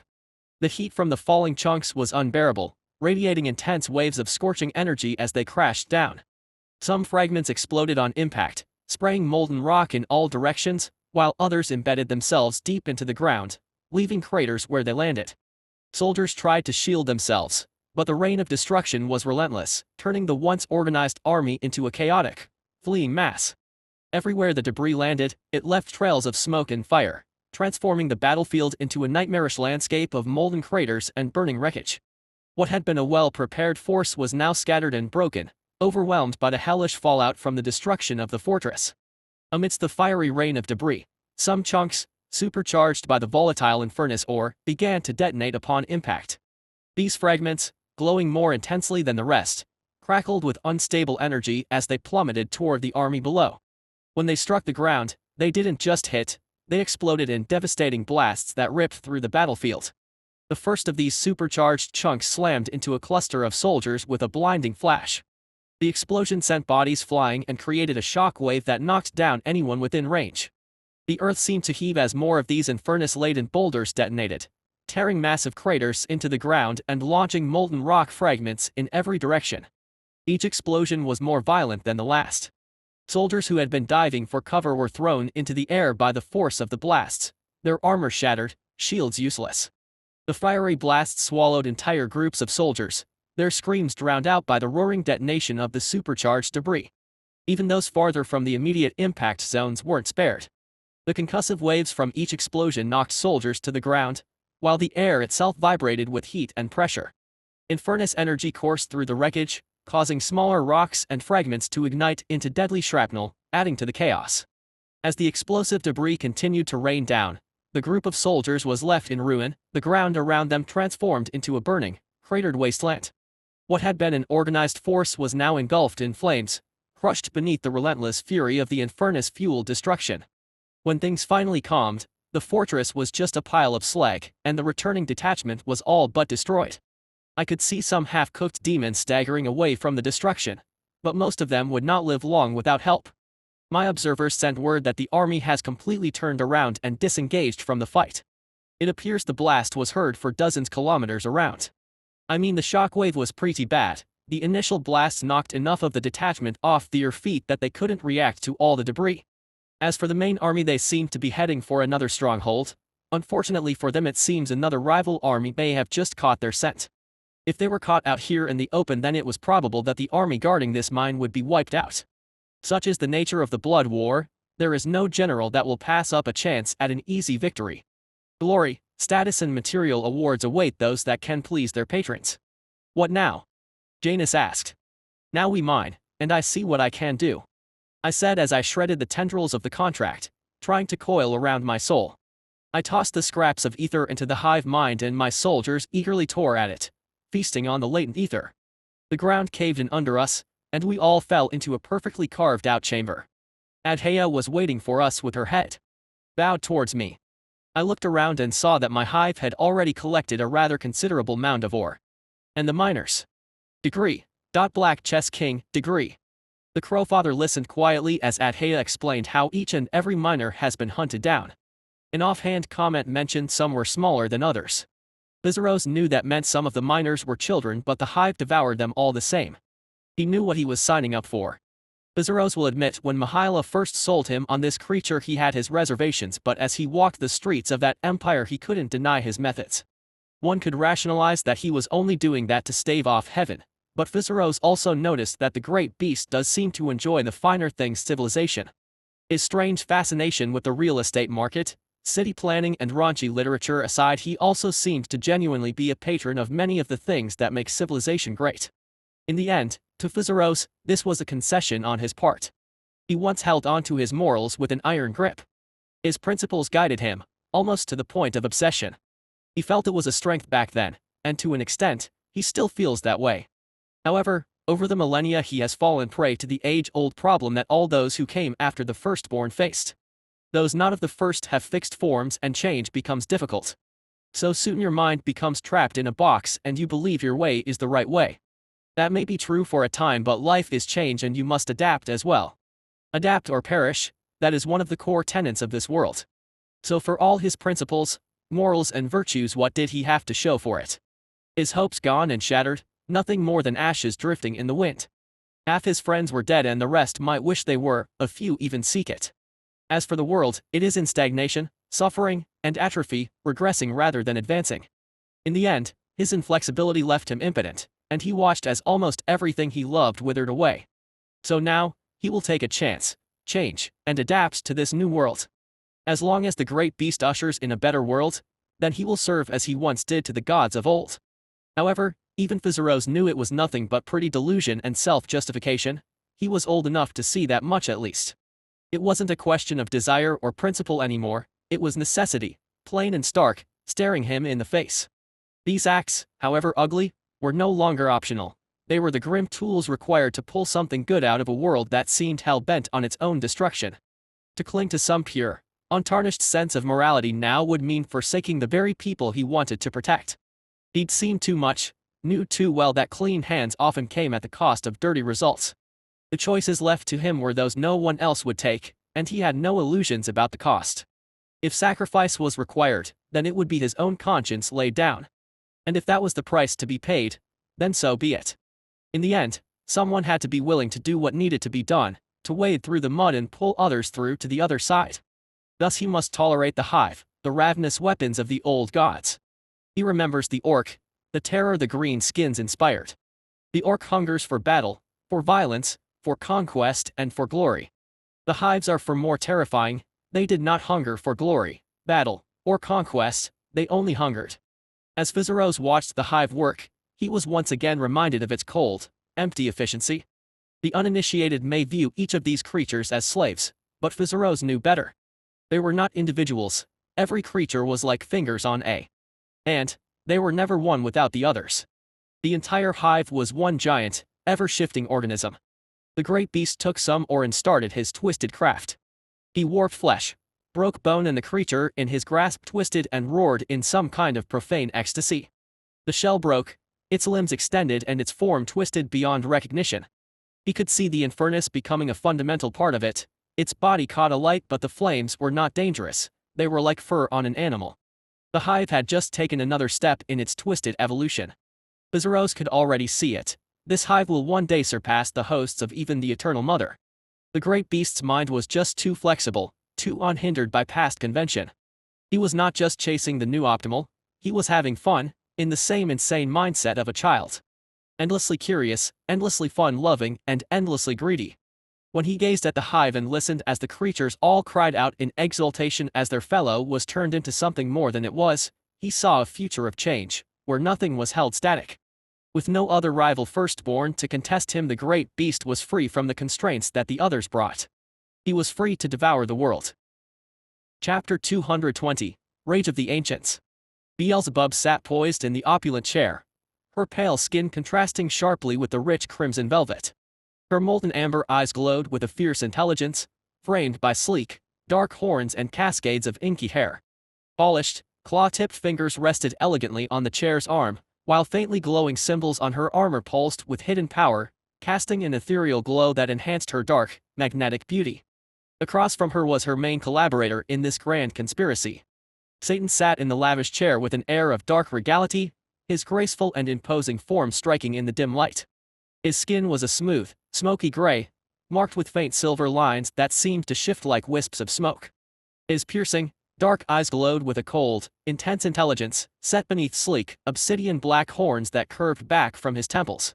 His fingers, long and elegantly tapered, rested on the armrests, each nail gleaming like polished onyx.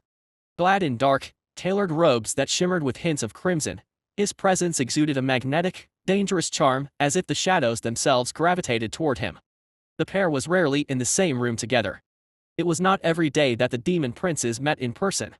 Usually, when this happened, something was about to go very wrong for someone else, or perhaps, in this case, something had already gone wrong. "It seems your scheme has gone well," Satan said, his voice barely above a whisper, as always. Beelzebub smirked, reminded of an old adage, "Beware a quiet man's anger."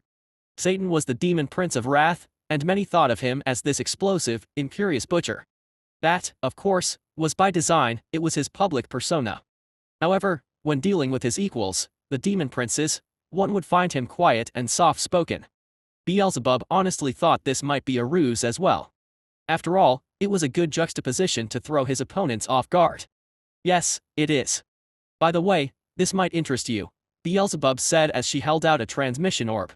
Satan took it and channeled a small amount of power. The orb came to life, and a projection appeared showing none other than the general of the army that had just been blasted apart by the Infernus mine explosion. "Your Excellency," the general stammered, his voice trembling as he struggled to steady himself. "The Infernus mine. It's gone." There was an explosion, a massive blast that tore through the entire facility. "We don't yet know the source, but," he swallowed, panic evident in his eyes. "The entire garrison has been lost. Every soldier, every line of defense. Just wiped out in an instant. The ground's shattered, the main chambers have caved in, there's nothing left but ruin and ash. We never saw it coming. We've lost the mine, and I fear we're exposed on all fronts," the general said. "Forces of gluttony are capitalizing on this breach, pushing deep into our territory," the general said, his voice trembling as he knelt on the ground. There was a moment of silence, then a deep, rumbling voice as the demon prince of envy spoke. "You will be punished greatly for this failure." Leviathan said. "My lord, please." The general begged. "Take him. We will start with 10,000 lashes." If he survives, we will see to the rest of the punishment, Leviathan said, and the transmission cut just as the general was dragged away. Such a bore, isn't he? That Leviathan, Beelzebub said with a giggle as she reclined back into her seat. He chose the wrong side, Satan grumbled, and Beelzebub nodded. And how goes your side of the plan? Beelzebub asked. It goes well, we are pushing into the lands of pride and sloth. Both of their armies have faced off against me and are being beaten back rather easily, Satan said as he idly tapped on the armrest of his chair. Well, it is rare for you to pick a side. I suppose you once entertained the idea of ruling the 7 rings, Beelzebub mused as she crossed her legs. Once, Satan replied as he gave Beelzebub a cool stare.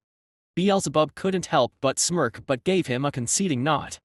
For all of his flaws, having an overinflated ego was not one of them.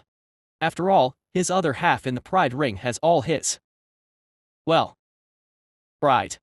Satan was a demon of pragmatism and cold vengeance. If he wanted you dead, you would be dead at some point. He was willing to do almost anything to have your head on a pike. It was this trait that inspired the fear of the common rabble. If Satan wanted to kill you, he would kill you. There was no running from the demon prince of wrath. The firstborn will win, and Morningstar will return, Satan said matter-of-factly.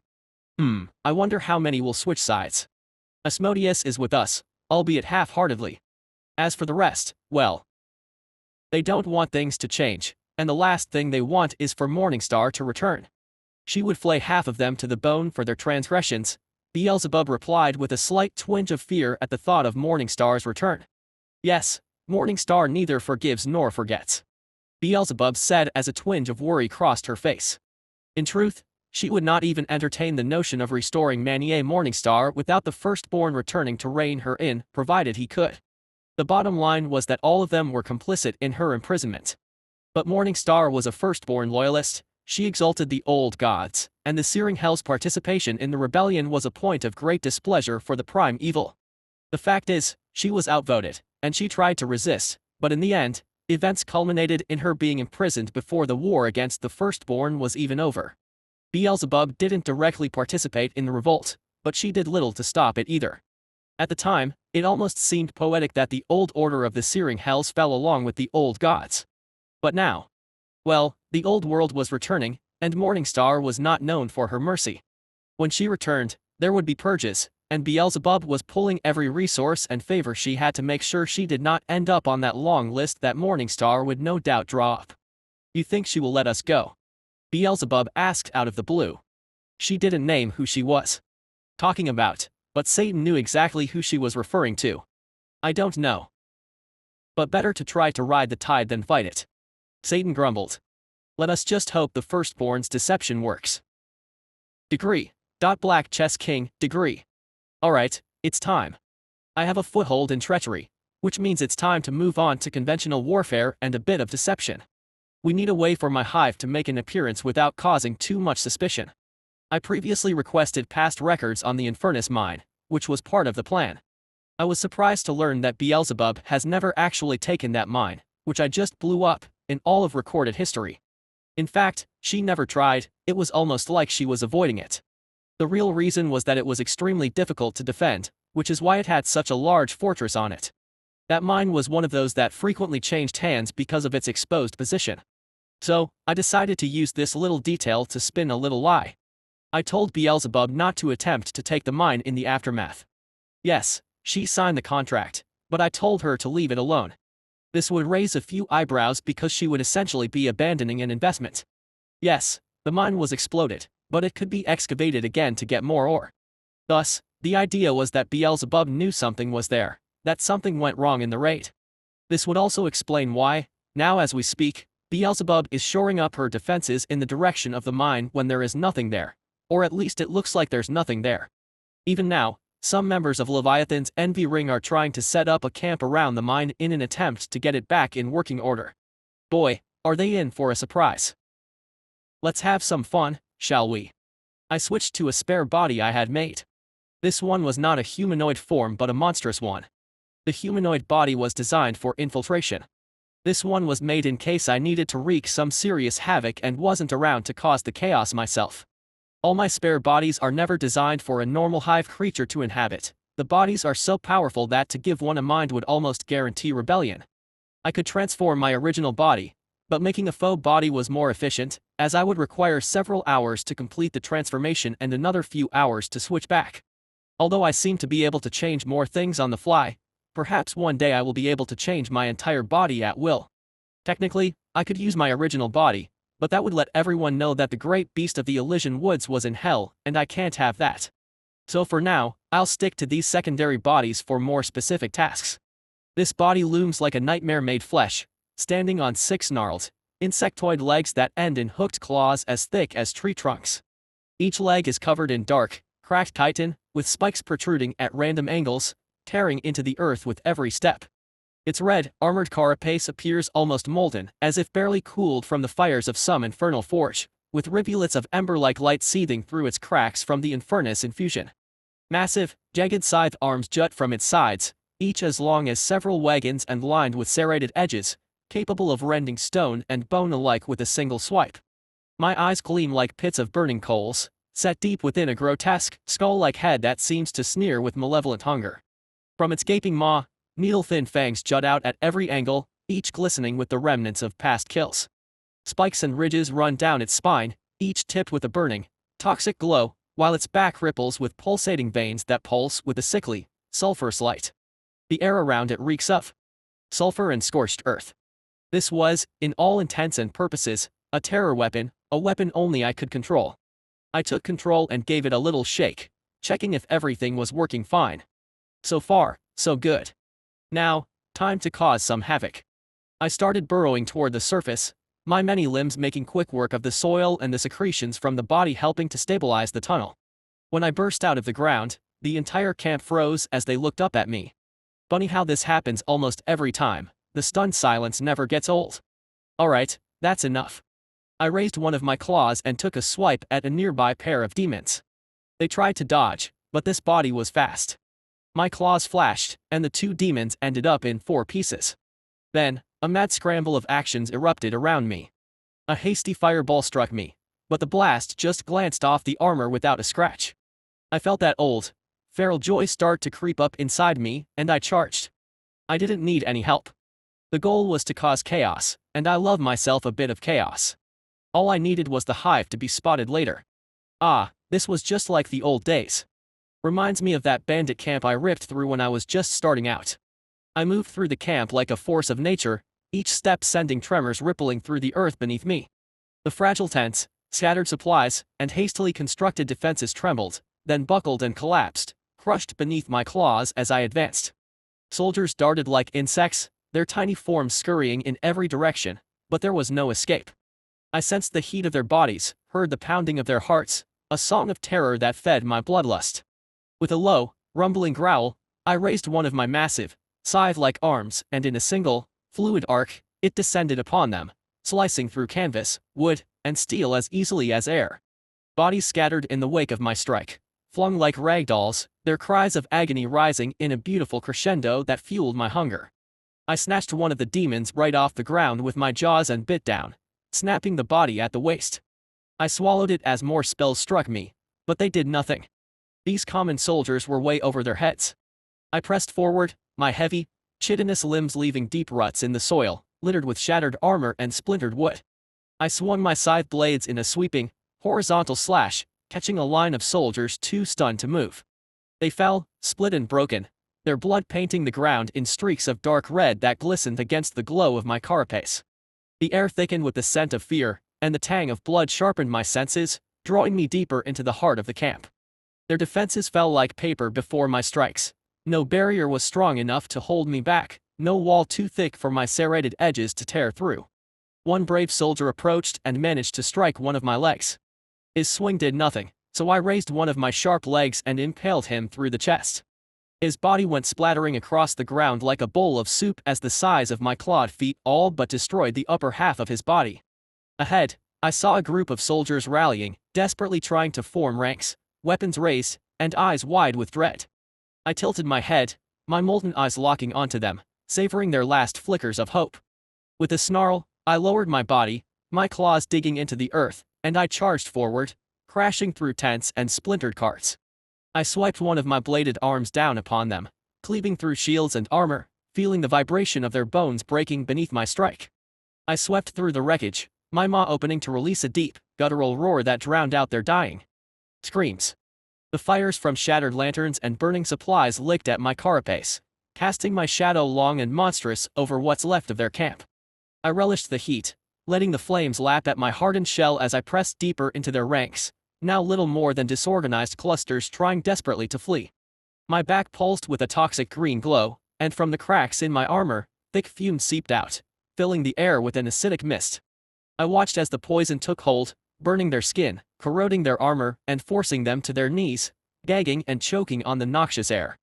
In the chaos, I sensed stragglers hiding within the shattered remains of a tent, huddled together, hoping to avoid my gaze. I lowered my head, piercing the flimsy shelter with a claw and ripping it open, exposing their terrified faces. They scrambled, falling over one another in panic, but I was faster. My mandibles snapped, and I seized one, pulling him close, savoring his final, broken scream before my fangs crushed through his armor. The others fell as I swept my scythe down, their bodies torn asunder, their blood joining the dark pools soaking into the ground. I continued my relentless march, leaving only ruin in my wake. The camp was no longer a place of order and strength, it was now a smoldering graveyard, littered with twisted remains and the flickering embers of what once was. The remaining stragglers were now running as fast as they could, ditching their armor and weapons all in an effort to escape. I suppose this was my cue. I ordered my hive to emerge, and I spotted a few of the demons looking on in fear as more of my hive rose from the ground. That's right. Run, you little insects. Tell your masters that a forgotten horror has returned to this world.